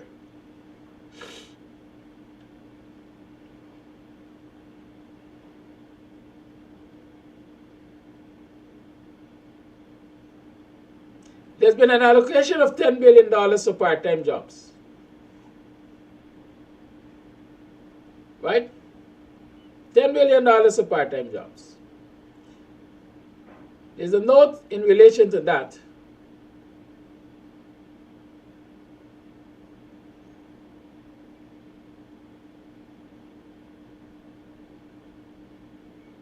And I think the note, I'm trying to find the note. But in short, it says that it's considerably higher than the private sector minimum wage. Right? The minister reported that the part-time employment program caters for over 11,000 persons to work in public offices near their homes for 10 days per month at around $40,000. The minister was specific in identifying the regions in which the program operated. I want you to pay close attention to this. The minister identified, he was specific to identify the regions in which this part-time employment program operates. But in identifying those regions, according to Ramamakwe, it is significant that Region 4, which has about 40% of the country's population and the largest number of government offices, is not identified among them. They went on to say the project is counterproductive. It would be far more effective if those persons receive training to enhance their skills and employment prospects. Right? That's a part-time employment program. I have said to you before that a part-time employment program is one that is used to keep a certain set of people in poverty. By giving them the impression that they are employed, they're doing something for 10 days of the month at $4,000 a day. But for the other 20 days of the month, what do they do with that time? They sit back and say, well, we're working for 10 days of the month, we are employed. It is productive capacity that is going to waste. And so before you know it, the people are caught up in that part-time program. They're getting older by the day, the week, the month, the year. And then they realize that they are at a place where they really and truly have not been prepared for meaningful employment because they have not been given skill training, etc. And so really instead of teaching them to fish, the government has been giving them a fish. And so they realize there comes a time when the government is giving them no fish and they can't fish. And so they're stuck. Upward mobility is a thing that they can't benefit from because they were not prepared for that. Robert Macquarie is saying it's better to use that money and impart to them skills that gives them a better chance, of succeeding. And like I've said to you, people believe that at $40,000 a month for 10 days a month makes sense. Must look at it from the position that it is keeping you in poverty, and that it is giving you a false sense of employment, and you're not doing very much else with your time. Rama Macquarie basically says the same thing, it's counterproductive. Right, so let us keep our eyes on that. But most importantly in that observation is that there was no mention of Region 4, where about 40% of the population and the most government offices. There was no mention of how this project is unrolling or how it is operating in this region. And that raises eyebrow. Because in short, if you look at the regions where these part-time jobs are focused, right, you'll come to realize that they're PPP-dominated regions. And so in short, one can conclude that the absence of Region 4 from this list is part of the discriminatory practices of the government. Either it is that they have really and truly employed very few persons in Region 4, or identified very few persons in Region 4 to benefit from the way the other regions have benefited from this program. Or they have not given the same opportunities to the region itself. And so those are things that people must pay attention to, because the fact is, not only is Region 4 the biggest or one of the larger regions, with about 40% of the population, the majority government offices, but it's a region which is predominantly seen as supportive of the coalition. And so, okay, let us take care of our own and leave those who support the coalition to wallow in poverty. And those are things we have to pay attention to when government behaves like that. Right?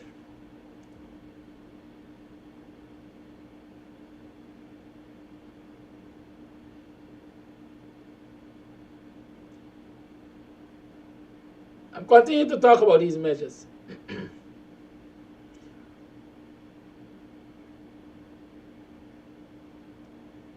Old age pension increased from 28,000 to 33,000 per month, representing an increase of $5,000 or 17%. Rama Makri did not comment on that, but like I said last week, I'd like to see some of the ministers live off $33,000 a month, especially if it's their sole source of income.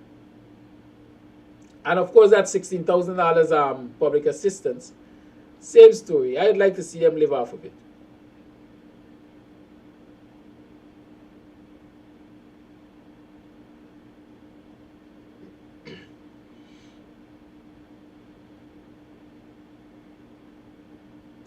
There's a 14% removal of VAT on the sale of residential houses and all electric motor vehicles.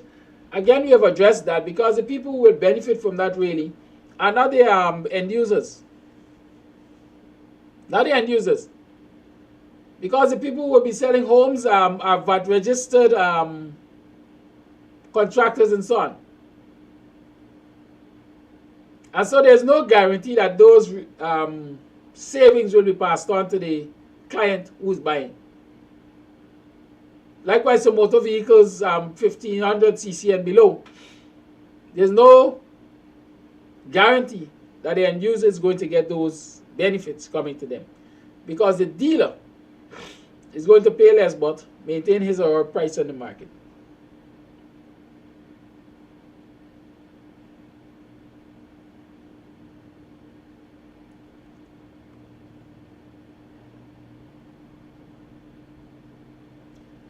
Those are some of the comments that we got from Raman Makri on the budget. Right? There's another section which identified what the private sector commission went to the Ministry of Finance and demanded during the budget preparations. And based on what I'm reading, like we always argue, it's a private sector budget because it would appear as though they got most of what they wanted out of the budget. So it's a friends and cronies budget. It caters to the big wigs. And small people like you and I are simply that. Small people, we are left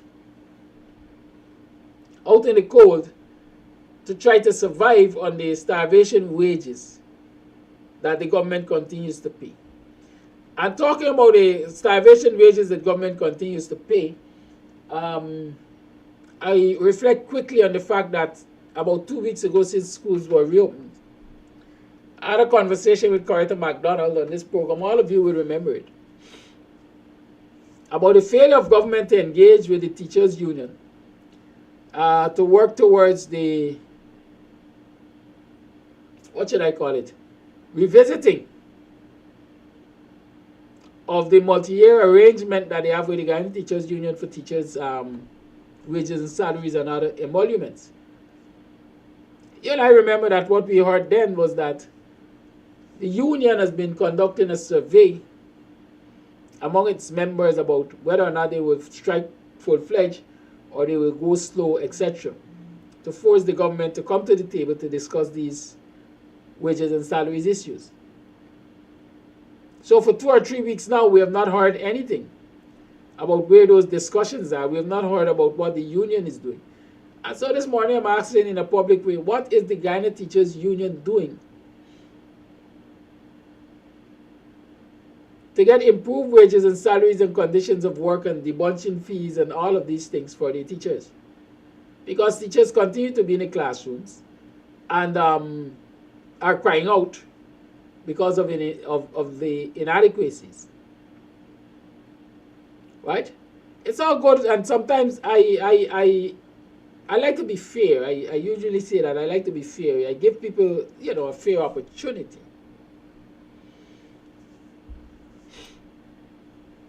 A fair opportunity to represent themselves and their interests before I comment. And so for the last 2 years plus, approaching 3 years perhaps, we have not really seen the Guyanese Teachers Union stepping up and defending its teachers. We have not seen them stepping up and defending their teachers. They're allowing the government to treat teachers anyhow when it comes to wages and salaries discussions, disrespecting them.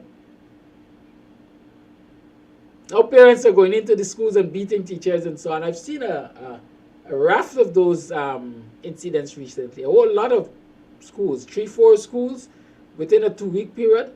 Parents running in to beat teachers and so on. Is it a case of people taking out their frustration on each other? Or parents believing that they can take their eyes and pass teachers just like the government does? Where's the union on these matters? Where does the union stand on these matters?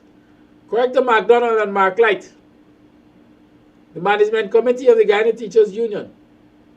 What happened to this promised industrial action to get the government to come to the table? They are failing teachers. Just want to highlight that. You are failing teachers. Okay? Good. It's Monday morning. I know a lot of you might have a lot of things to say, especially coffee.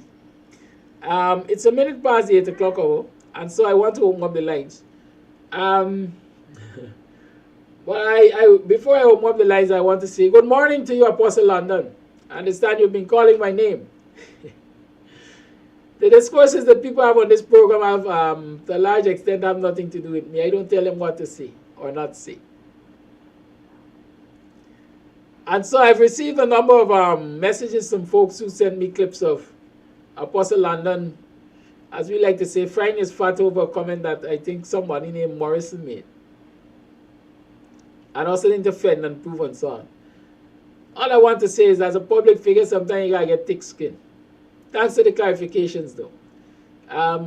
The lines are open. 6225933 is the number to call. And the program is now Guyanese Morning Time. BUXTONIAN Morning Time is the thing of the past. Right, Apostle?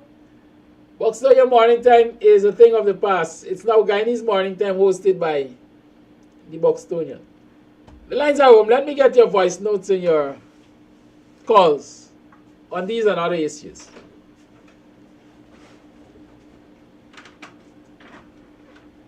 Somebody's out there?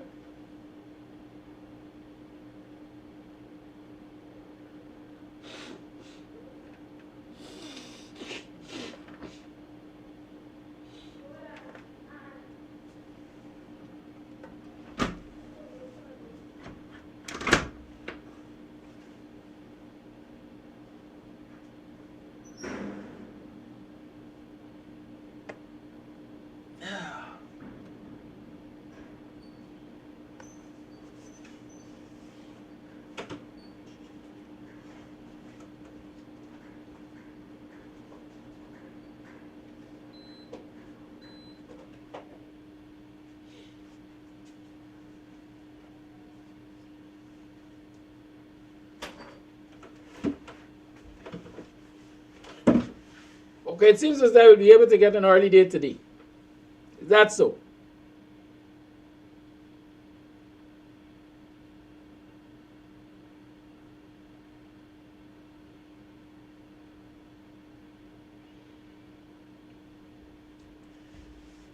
While I await your calls and voice notes, let me do what I might call some housekeeping, and that is, let me alert you that we're now at a point where, like I've been saying all the time, we are closer to doing print publications, pamphlets and flyers and so on for distribution into communities on a lot of the national issues and community issues. And so I'm reminding you that I've been asking all the time, and I'm asking again, for people to organize themselves in their communities and for communities to organize themselves and be part of the network for distribution, right? Because as we produce these items of print and so on, we definitely want to get them into the communities. That's the main aim of doing them. Because we recognize it is not everybody who's on social media and not everybody gets the message from social media. And so we want to do some print and distribute them into the communities. So I'm inviting you, I'm encouraging you again. Submit via the WhatsApp 6225933 your interest in assisting. Because like I keep saying, I'm one person, I can't do it. Those of you who are willing to write, of course, we can provide guidance to you to write with on certain issues. Indicate also so that, you know, sometimes we can just, farm out some of the assignments. And so that they say many hands make light work. Let us work as a team because teamwork makes the dream work. And so I'm encouraging you to do that. Of course, there are other forms of support that will be needed. The supplies we have in terms of ink and paper and so on, it can be infinite, and so it will come to an end at some point in time. So we have to start thinking about how we replenish that and stuff like that. So I'm throwing that out there so you people can start thinking about how you will assist. Caller. Yeah, good morning. You're live. Go ahead, caller. Can I speak? Yes, go ahead. Oh, yeah, good morning, everybody.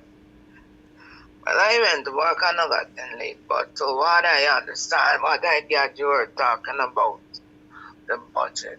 And everybody is on the budget. And we all know that there is nothing in the budget for certain type of people. Region 4 wouldn't be getting in on those jobs because Region 4, in the eyes of the install regime, is APNU. And they don't want an APNU, and their eyes is made up of mainly African people. And to their mindset, they see African people as the worst people. The Indians who are in APNU, the APNU party, they castrate them as one thing, so they wouldn't provide jobs. And now these jobs that they are providing, sensible people say it would be better for them to educate people and employ them on a long range so that they can have a job. But when you got a country like this with this type of money and you giving people part-time jobs, you ain't really doing nothing because the people cannot contribute. When you got to work for 4 days a month, and what happened to the balance of the month? What's going on? Then all of them building up. So it doesn't make sense. Now I noticed a clip where Barrett is claiming no money for epology because he realized epology is with the decade of thing for the African people. Barrett, let me tell you something. There was a woman at GECOM who thought she owned GECOM, and God moved she out. And they could have move happen to any and everybody. So continue doing your wickedness. Epology will survive. We were slaves. We came here, however we came here, and we were slaves, most of us. And from the dungeons of the travel to Africa, we survived and we became victorious. We will rise again. We are a people who, once we put our minds to it, we will rise. Now I will talk about the area where they came from. A few years back, a white producer, a film producer, went into India, into I think the slum area, and they took a little boy. This boy, he announced to the world that he took the boy from there. He took him outside, he became a film star, and he brought him back. And he said from proceeds, he would be able to develop the people in that area. So When I talk, people bash me because of what I'm saying, but it is the truth. And last, I like to talk about NIS. I was speaking to someone over the weekend, and the person works. The person said to me, the person said that every year when they give increases, automatically they who are contributing to NIS have to pay increase on their NIS dues. The person even indicated that NIS have a board of directors, and I think they are an autonomous body.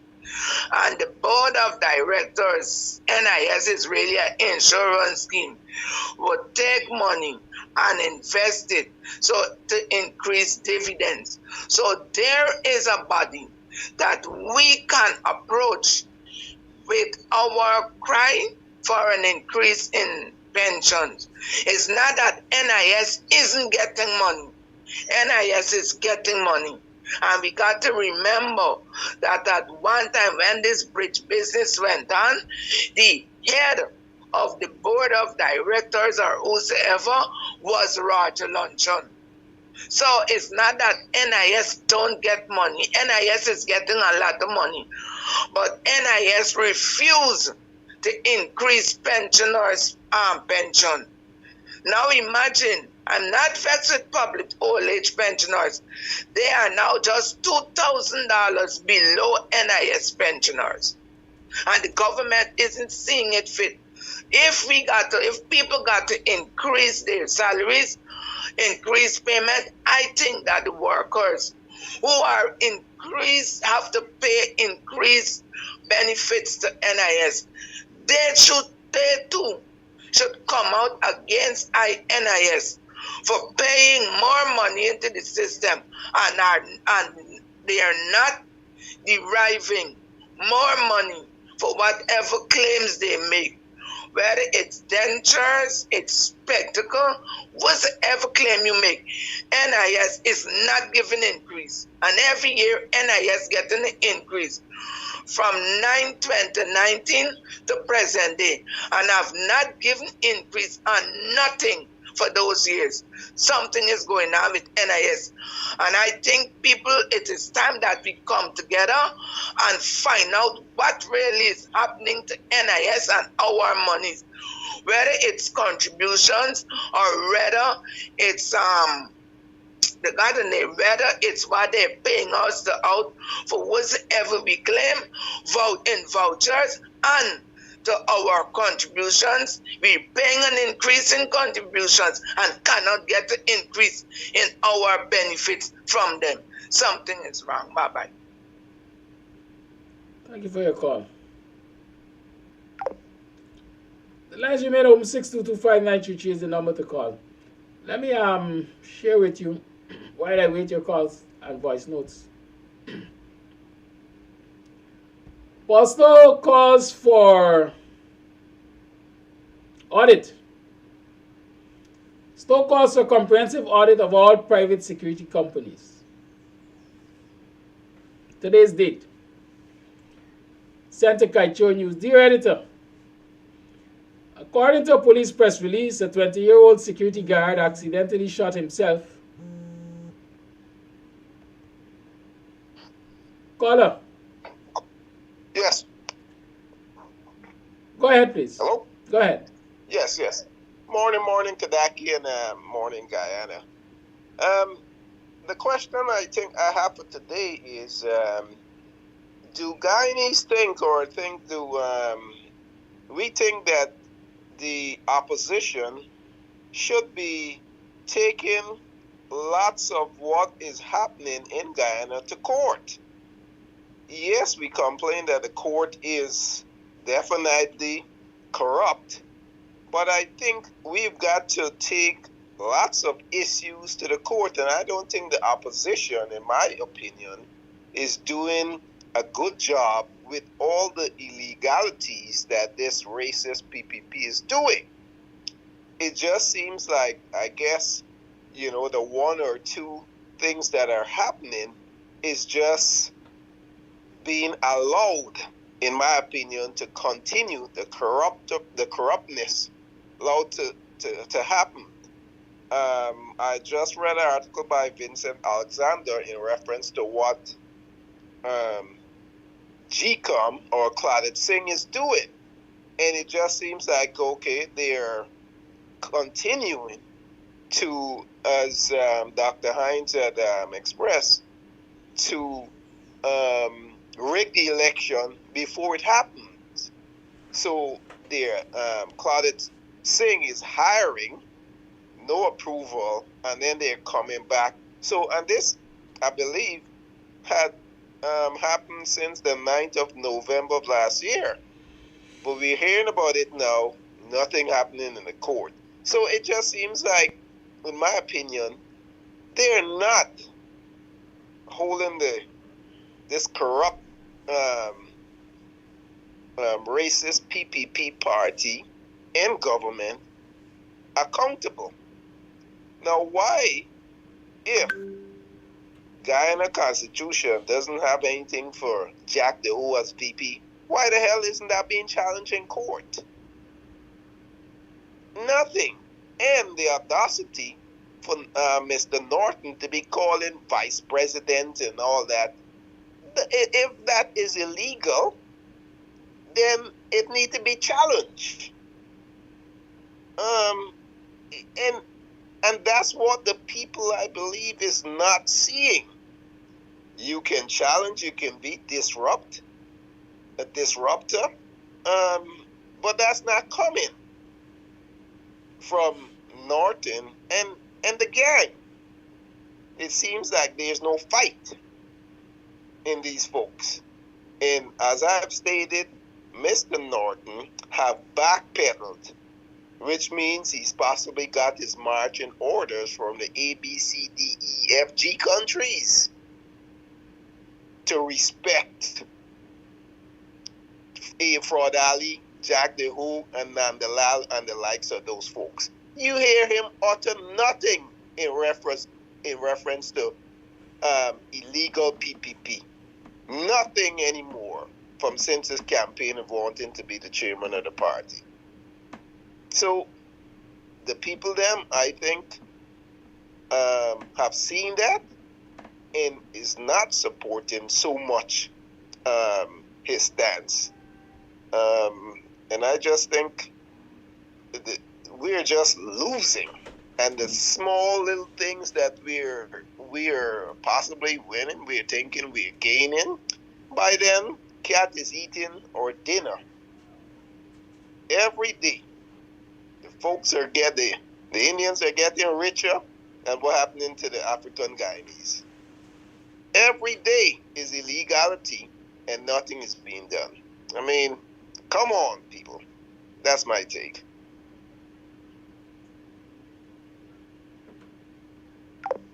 Thank you, Carlo. The lines remain open. 6225933 is the number to call. You're tuned to the Guyanese Morning Time, hosted by the BUXTONIAN, Kiraki, Amsterdam.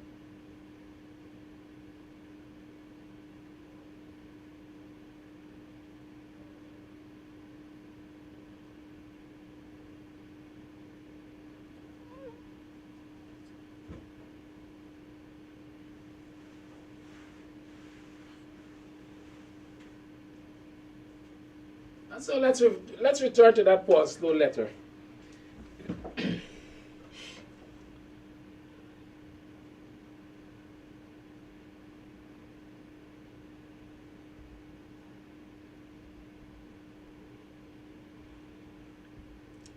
Yes, so according to police press release, a 20-year-old security guard accidentally shot himself and a 15-year-old vendor who was an innocent bystander on Wednesday, January 18, 2023, on Robb Street in the vicinity of Bono Market, Georgetown.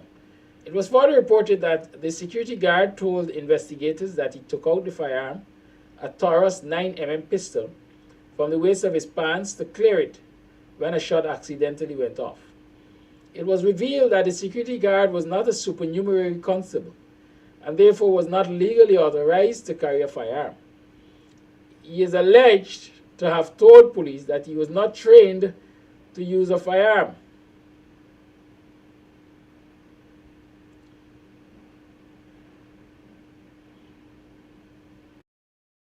firearms is not widespread, is more widespread than the authorities are aware of or would admit.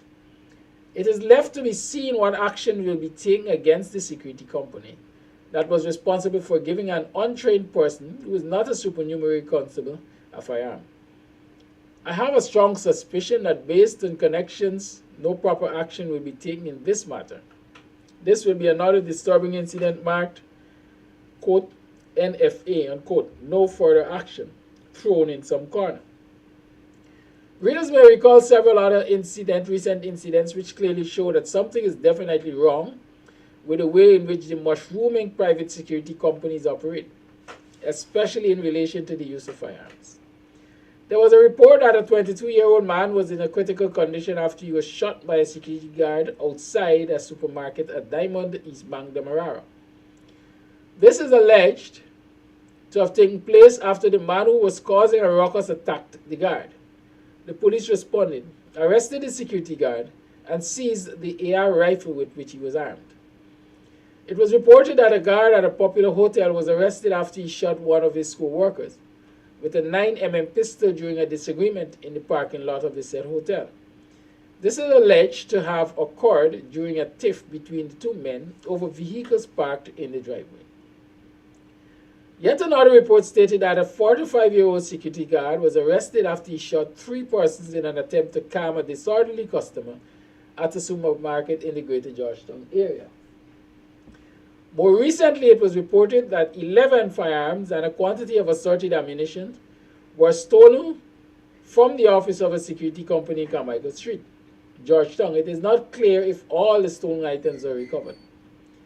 Editor, those are just a few of the disturbing incidents involving private security companies, which clearly shows that something is definitely wrong with the manner in which many private security companies are currently operating.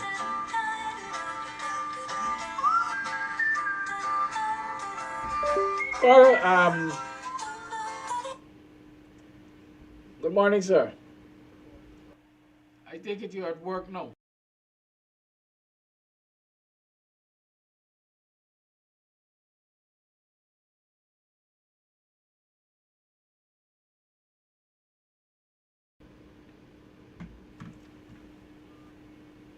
Yes. Where am I?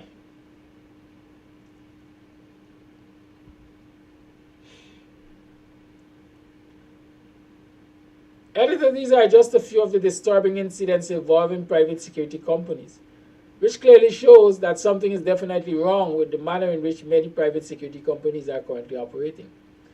During May 2022, the Minister of Home Affairs, Rosemary, Acting Commissioner of Police Clifton Hicken, along with other senior officers of the Guyana Police Force, met with representatives of private security companies. During the reported 3-hour interaction, the minister is reported to have called on the services to be compliant with the established rules and guidelines and will not be allowed to operate in any ad hoc or unprofessional manner, as there will be consequences. The Acting Commissioner is reported to have told the private security companies that, quote, after today's engagement, there must be a positive change in behavior, posture, and professionalism in all private security services in Guyana, end quote. He also stated that, quote, security firms must do a complete background check when hiring personnel, as this will help to ensure you protect and maintain the image of your organization. And by extension, your clients and our country, end quote. Having regard to all that have taken place since the interaction, it would appear that it was just talk designed to convey the impression that something was being done. I wish to call on the Minister of Home Affairs to immediately cause a comprehensive audit of all private security companies. This must include the criteria for establishing a security company, the qualification of the principal officers, recruitment and training, storage of firearms, the number of firearms companies are allowed to have, uniforms, and other aspects that will ensure that the companies are compliant with the relevant laws. Traversing Georgetown and seeing many security personnel armed with an assortment of firearms, including assault rifles, can be frightening.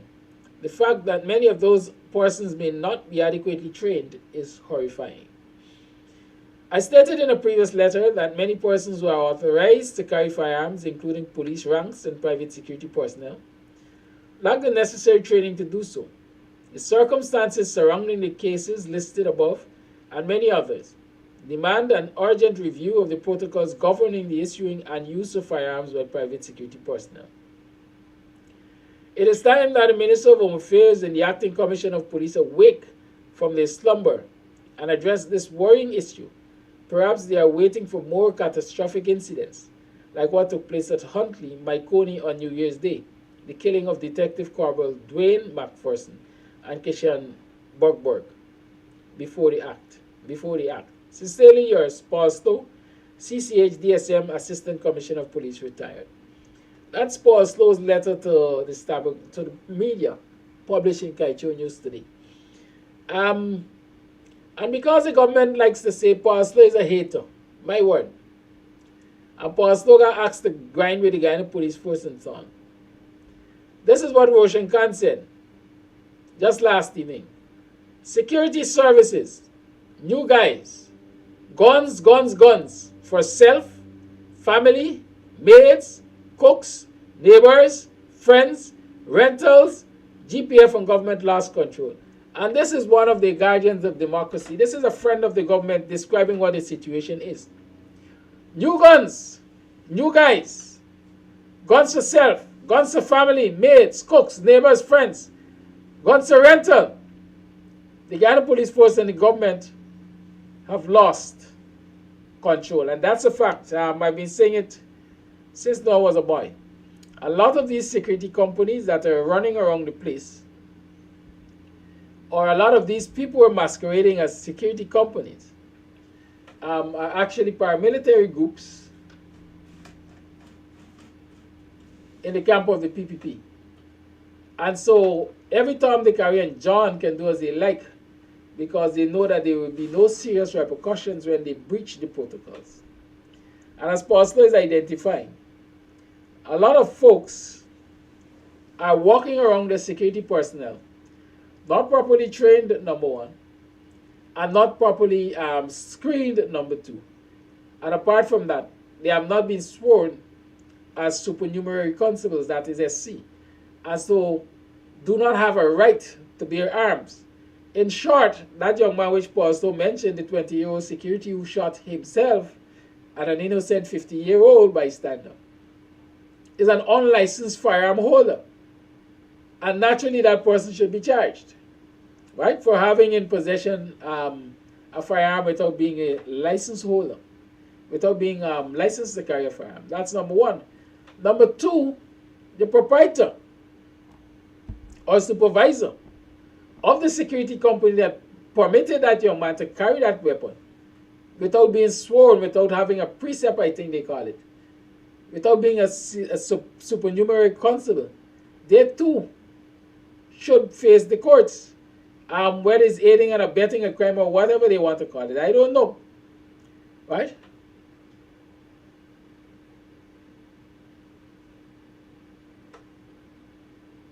I do not know, right? But these are matters which we have to continue to ventilate, because more and more we're seeing the craziness in the society. For years I've been talking, and we have been talking, about the kinds of weaponry that security guards, officers, whatever you call them, are guarding premises with in well-built-up communities. Can you imagine an AR-15 rifle? I want to believe an AR-15 has the same capacity of an AK-47, or perhaps it's more lethal. Rifles being used in built-up communities to provide security to stores. Should something break out, I'll tell you that's a war zone you're going to find technically, because rifles are long-range weapons. And so somebody close by might be shot, but a missile doesn't remain in that person, but rather exits to do damage to somebody else who might be a distance away. And these are things we have to concern ourselves about. I think, sometimes when you think about it, you think about callous. the leaders of this society are. And how once you have political connections, you can do as you like. Can you imagine the average security service in this country has superior firepower to the Guyana Police Force? I don't think they will match the firepower of the Guyana Defense Force. But can you imagine the average security company in this country having superior firepower to the members of the Guyana Police Force? This young man was carrying a 9mm Taurus. 9mm pistols, as far as I call them, I don't know if I'm right in the definition, but 9mm guns were guns reserved for members of the Guyana Police Force in a time gone by. Security officers couldn't carry anything more than a what, .38 or .22. Again, I don't know if these descriptions are correct, but I think those were the guns that security officers were carrying. .22 and .38 and so on. And so when you hear that, you know, security officers are now going around with AR rifles and 9mm, Luger and all kinds of guns, you ask yourself, what permits it? And what permits it is the fact that the PPP is a lawless government. And friends and cronies get to do what friends and cronies want, so long as the PPP is in office. Good. It is something I also blame the Granger administration for not addressing. I always said, as a former military chief, Granger and the likes of Harman and a whole host of the coalition leadership that had or have military training should have recognized the threats that this situation will present to citizens of this country and address it and bring these security companies into compliance. But none of that was ever done. God knows why. Pastor is calling for the PPP to do it. Don't hold your breath. Call it live. Good morning. Good morning, Ms. Kadeki. Good morning, everyone in the diaspora. Good morning, all Guyanese. You raised a very good question. The question of security. Security is essential, but everything is relative. Right now, we see the United States is giving billions of dollars to Ukraine. The gist of it is that the United States is financing the civil society of Ukraine, arming them. Why? Why is it that the United States is arming their society? Let's put that aside as a backdrop. Mr. Paul Slow raised a good question,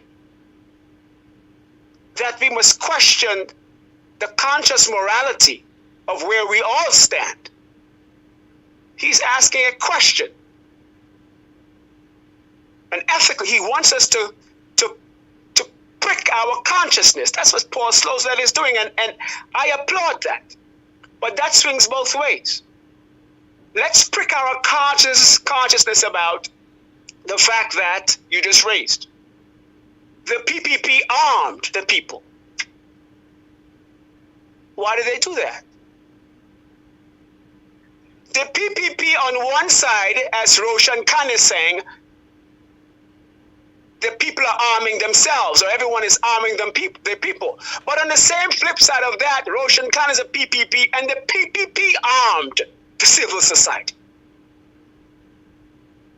So on one side, Roshan Khan, a PPP supporter, is saying it is wrong to arm the people willy-nilly. But he comes from the group that has armed the East Indian community with these militia groups. Which says what? Which says that the government of the day is of the opinion that the people have the right to bear arms. You see that? The government is saying the PPP are of the opinion that there are certain enumerated rights or unenumerated rights. Roysdale Ford asked the question as senior counsel, are there unenumerated rights which the people so have? The United States says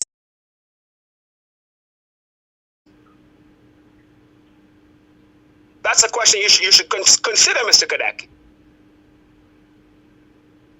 Do we, the people, have the right to bear arms?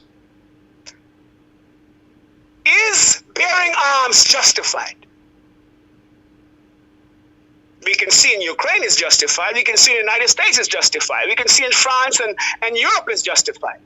We can see that the PPP has justified it by arming their people and their security groups. So when will you and I, as black people, realize that we have the right to bear arms, but we are so sheepish? And I say you and I, generally speaking. We are always appeasing somebody. We are always empowering others and denying ourselves. And we're always allowing others to empower themselves and deny us empowerment. That's black people. That's a trait that black people always have. And I'm seeing it, and that's the point you raised, Mr. Kadaki, about Granger military and Harman military.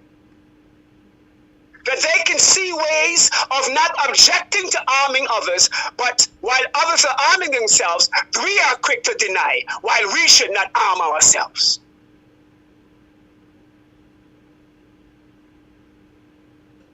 So the question is, do we have a right to bear arms? And if we're looking for justification, then there is plenty around us. And arguably, I am willing to say that our Constitution gives us the right to bear arms. Right? So maybe that's an area that we should look in, given the crisis that we're in. And while we want to test the consciousness and the morality of the society, as Mr. Paul Slow is doing, and I applaud him for that, we must also allow that type of questioning to ask ourselves, shouldn't we have the right to bear arms? Once again, thank you for listening. Thank you for calling. Voice note. Good morning, Kudaki. What I want to talk about is the NIS. Now, some of the things that the people is talking is true. It is true that we are not getting no increase. The first thing you got to examine who is on the board. The people on the board, examine them. And then you're going to know the reason why you are not getting no increase in NIS, because they're being controlled. For instance, I like this thing to you now. A couple years ago, when the PPP government is in power, before there was being shown on by the APNU, well, it was last election, long before then, the president at the time was Jack Leo, promised to work with them in mind that they would be paying up all the NIS dues. What was being backlogging at the time by Lilman, because Lilman was paying the NIS, but on paper they paying.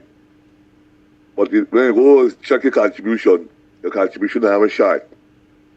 And when you examine the LIS, when the people paid up the money, you're going to find 2 week short, 3 week short, a week short. When you have this thing in, 100 contribution short.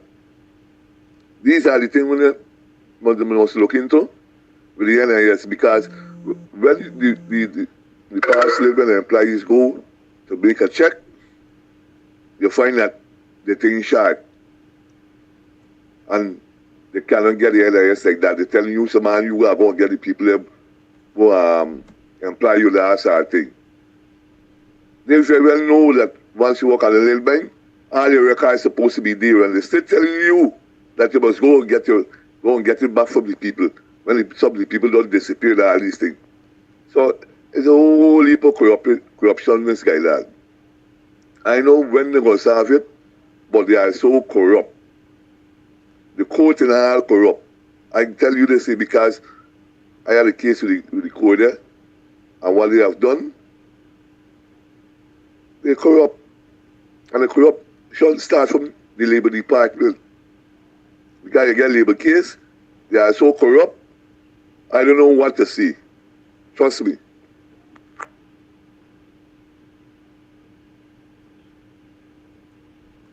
Thank you for that voice note. Here's another one. Good morning, Kidaki. Good morning, viewers. Kidaki, can you please invite Mr. Jordan to come on the program and let's hear some explanation of the budget. Thank you. You have a great day. That's my contribution today.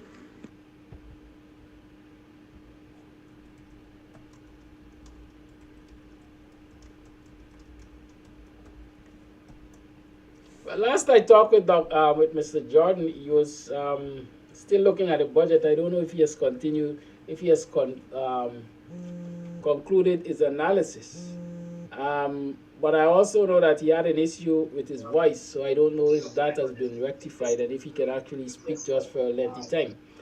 But I will reach out to him. I'm sure he's listening, so you're hearing out of this gaff. And you know you're calling for him to come. Call A Live, good morning. Hey, good morning, Kidaki. Good morning to listen. Audience. I was wondering to know when would somebody come up and talk about all of these men that stands up with big guns, even at the Chinese supermarkets and around the country. Now, we're supposed to be a country that promotes tourism and so on. How come in this country they got so many security service with guys stand up around even these little shops and things with big guns? What's going on? This would kind of deter like tourists from coming to this country because they would want to know, okay, somebody would say, I travel so much other countries and I have never come across this, you know, that every shop you go to, they got guys with big guns stand up looking at you, you know what I mean? Ready to shoot you down. And I was wanting to know, right, if these guys are so educated that if there is a problem in this country, if they would turn some of these guns on their loved ones, you know, if there's not to say a riot, a demonstration in this country, if they would turn their guns on their relatives, you know. I asked a question. At one time I asked a security guard that had a gun stand up at the Chinese shop if he would do that, and he didn't have an answer for me. He didn't have the answer for me. So I'm concerned about this. Seriously concerned about this. These guys with guns around the country. That's my contribution. Thank you very much. Thank you for your call. The fact is, I said it in a previous discourse. Let me see. I think I might have another voice. Guns around the country. That's my contribution. Thank you very much. In a previous program, I did say this. We know who are the who are the people acquiring the guns. But we also know who the people behind the guns are. Right? These security services are owned by friends and cronies of the government. But it doesn't necessarily mean that the security officers who are bearing these arms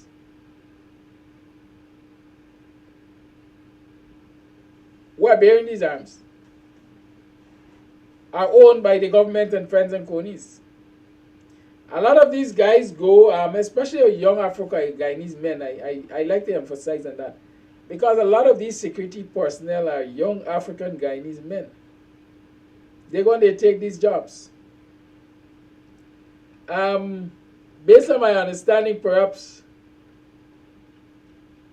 a security officer is paid just about the same $115,000 that the police gets. Right? And they don't have to undergo these stringent processes like the police.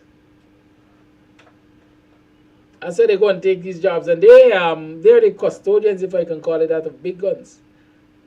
Whether or not they will use them against their own is a thing to be seen, if push should come to shove. But we should not be waiting for push to come to shove to have that discussion. Right?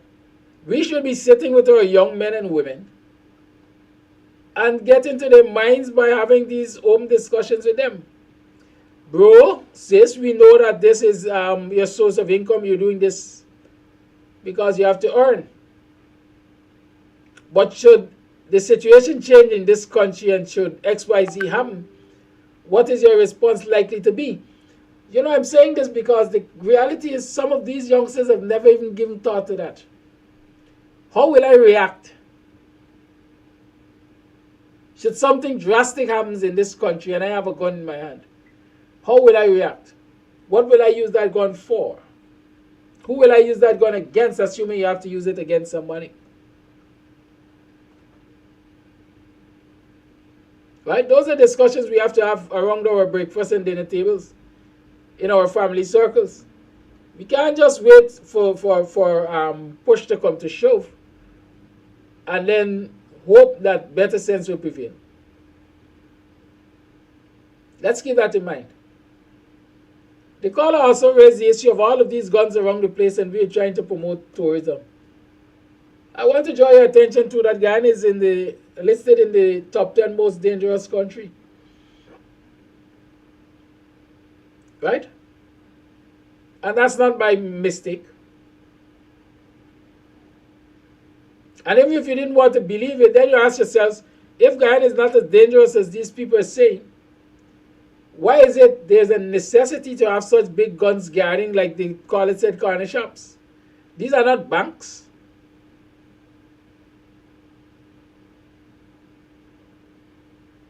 These are not banks. So why do we need such heavy artillery to protect these enterprises?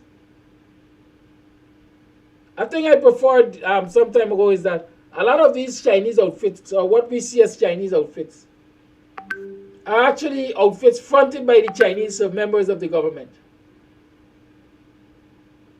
And I want you all to investigate that. A lot of these outfits, these so-called big Chinese stores and so on, are either part owned or fully owned by a lot of your friends and cronies in government. Chinese are only the face for it, like Sue. So these are things to consider. Have those conversations with your loved ones, your residents. Have those conversations with them. It's 12 minutes to the 9 o'clock hour. The lines remain open. Call, let's talk a thing.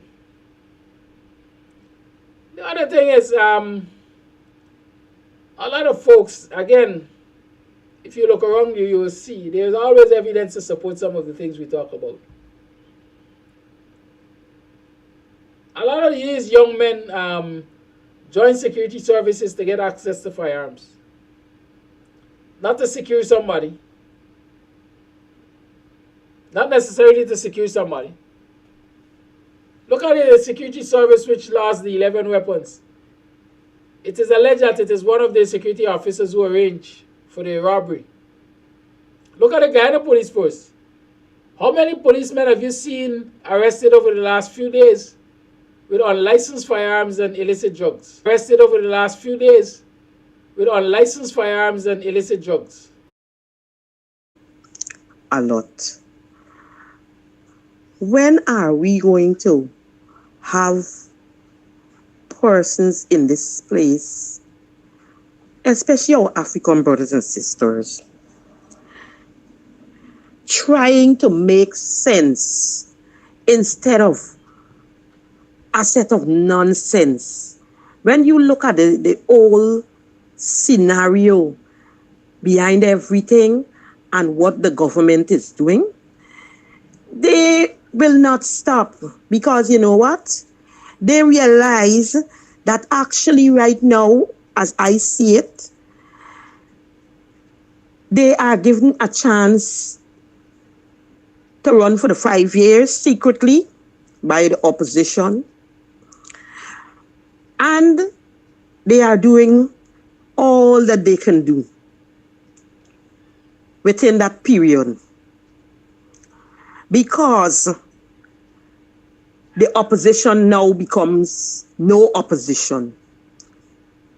They are like the proposition then. So, look for it today. They're going to Parliament. They're going to argue about monies that the government will be spending, and it will not even shift a thing. They keep telling us, oh, we have to go to fight for your money and to fight for this. They fight all, they fight and they fight and they fight, and nothing changes. Are we in that dumb situation that we cannot see that we are not making any sense to these people, and these people are doing exactly what they want to do? You understand? I am just appealing to Guyanese, especially Africans, to get up from their humble glory and stand up. We have to stand up as if we're standing up for ourselves. There is no opposition. We have to put the word opposition in the corner at this point. Those people are human beings like us, and they are looking after themselves. They will go to Parliament to get their change, to get their money. The 200 and something thousand is like nothing to them. It doesn't seem to bother them that we representing 200 and something thousand persons that voted for us, and we cannot do it as we please. But long time gone, short time left. And the people will rise up. The people will rise up for themselves. And they're going to want us to vote for them again. They will look for that vote. And I hope they get it. Thank you.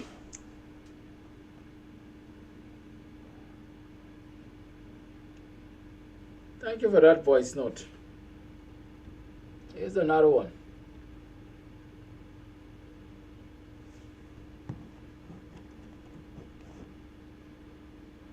It's shown to the Guyanese morning time. It is now 8 hours 54. Woman saying this caller saying is what he been saying long now. We got to put politicians behind we, and we got to take up our position in this country as our own politician and represent our own self. You understand? There's my contribution this morning. I saying that all the time. I saying at the end of the day, Guyanese black people, we need to come out and stand up for we right and defend what we own. At the end of the day, if we got to die, let we die for a purpose. Let we die for knowing that we defend what we stand, what belongs to us. It's simple as that. Good morning, Kadaki. With reference to that caller who is speaking about the impression being given where the guns are concerned, I will say that definitely the tourism department is not ready for what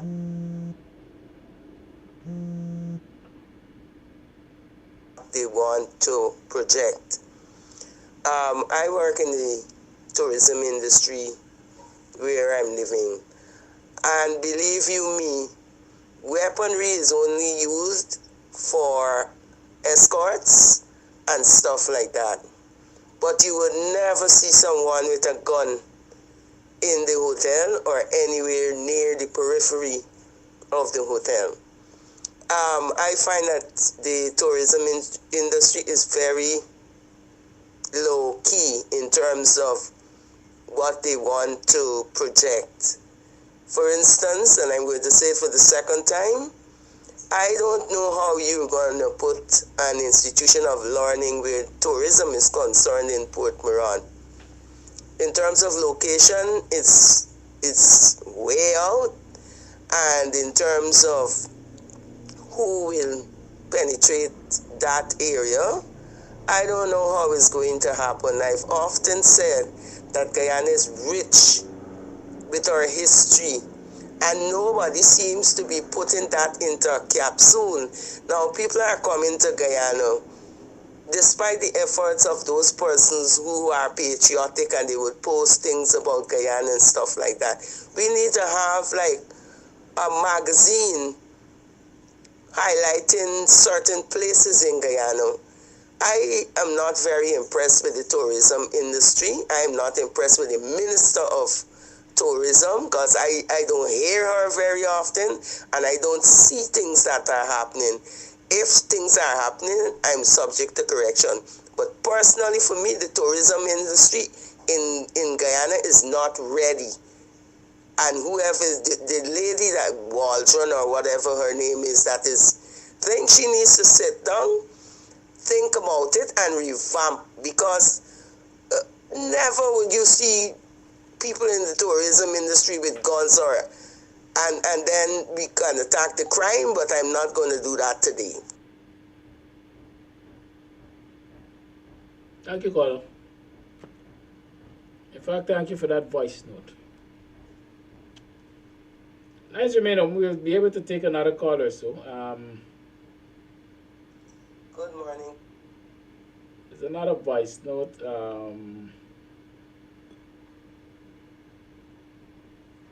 Well, good morning. What happened to Baka's story?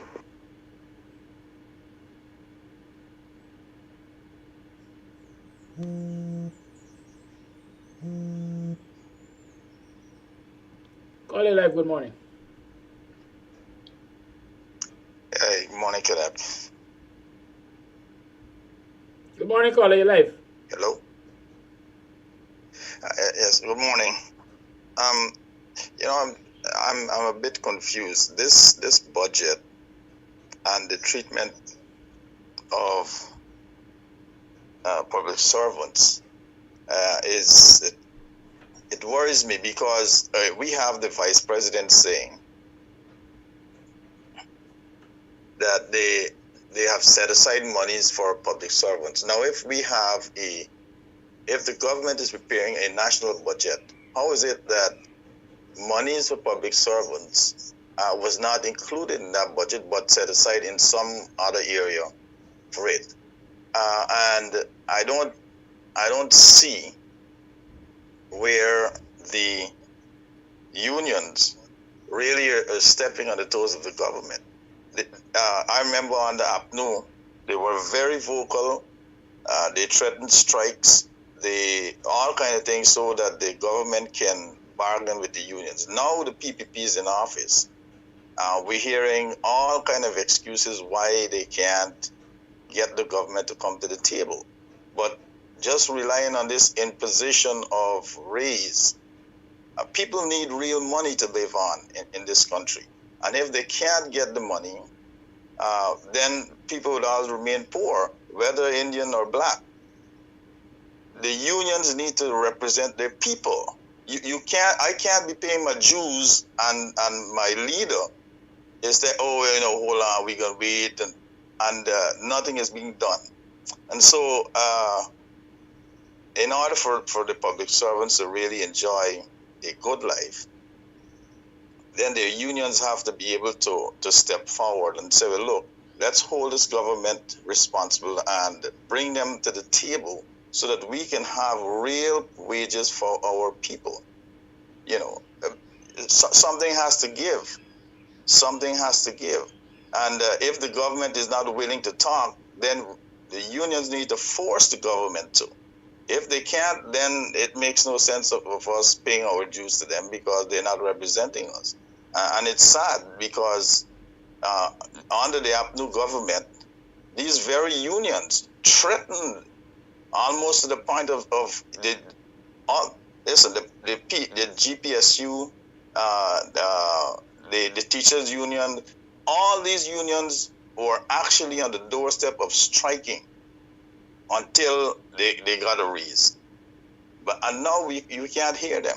You know, we hear Coretta McDonald and a whole set of talk.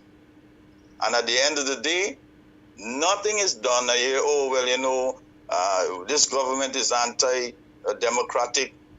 Guess what? If it's going to bring them to the table, you have the power to bring them to the table.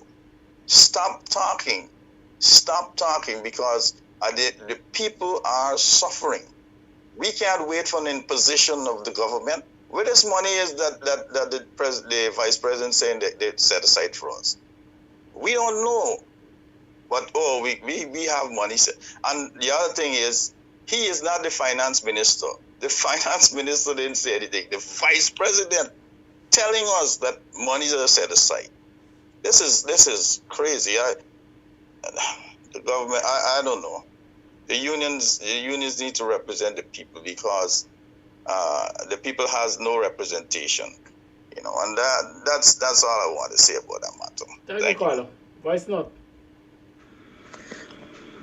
Kiraki, these security service are mandated to use shotguns, not submachine guns. So I don't know why are they standing with submachine guns at these stores. Thank you. Good morning, Kadaki, and good morning, listeners and viewers, wherever you may be. I'm going to jump in here with regards to tourism. I'm going to add my findings so far. I'm in this country from about 5-6 months now. I went places around this country, and the tourism is abysmal. It's abysmal. The service, the everything. These people need to go and rethink the way forward and the strategies. And I sure in this budget a set of money can pass for tourism, but nothing happening. Soon, in a couple of months, British Airways gonna start plowing the route from London to Georgetown. But I don't think it's gonna stand for long. It won't be there for long. Because we could take a look right now. Presently, you don't have no direct flights coming out from Europe to Guyana. Why? Because Guyana stink and dirty. Georgetown stink and dirty.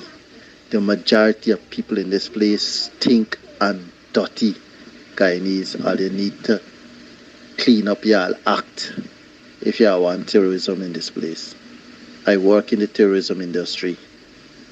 Y'all need to tidy up y'all act. Straight up. Thank you. It's now 4 minutes past 8, 9 o'clock, and that's a wrap. That's a wrap. Maybe tomorrow we'll talk about that Apartheid story. Yes, we can talk about Apartheid and the attack, the continued attack on the Apartheid, about these and other issues. Tomorrow is Tuesday, so tomorrow evening you'll have Dr. Hines on with Politics 101. I know you've seen me displaying a banner advertising GT Entertainers Hour. This is a new program we're adding to Kams TV. It is going to be aired on Fridays at some time. We're working out the time and so on. But the first episode is supposed to be on this Friday. So tune in for GT Entertainers Hour. I'll continue to provide you the necessary updates as they become available. Good, and we're looking for sponsors. We're looking for program sponsors because, yes, we're adding more content to the platform, but of course, somebody has to pay for it. As Sherrod said, don't run on water. Time is money, and so every hour or so we put into these things, they cost us time that we could have been using to do other things. And so we're asking for sponsors to assist in offsetting the cost of those. Have a good day. Goodbye. See you tomorrow morning.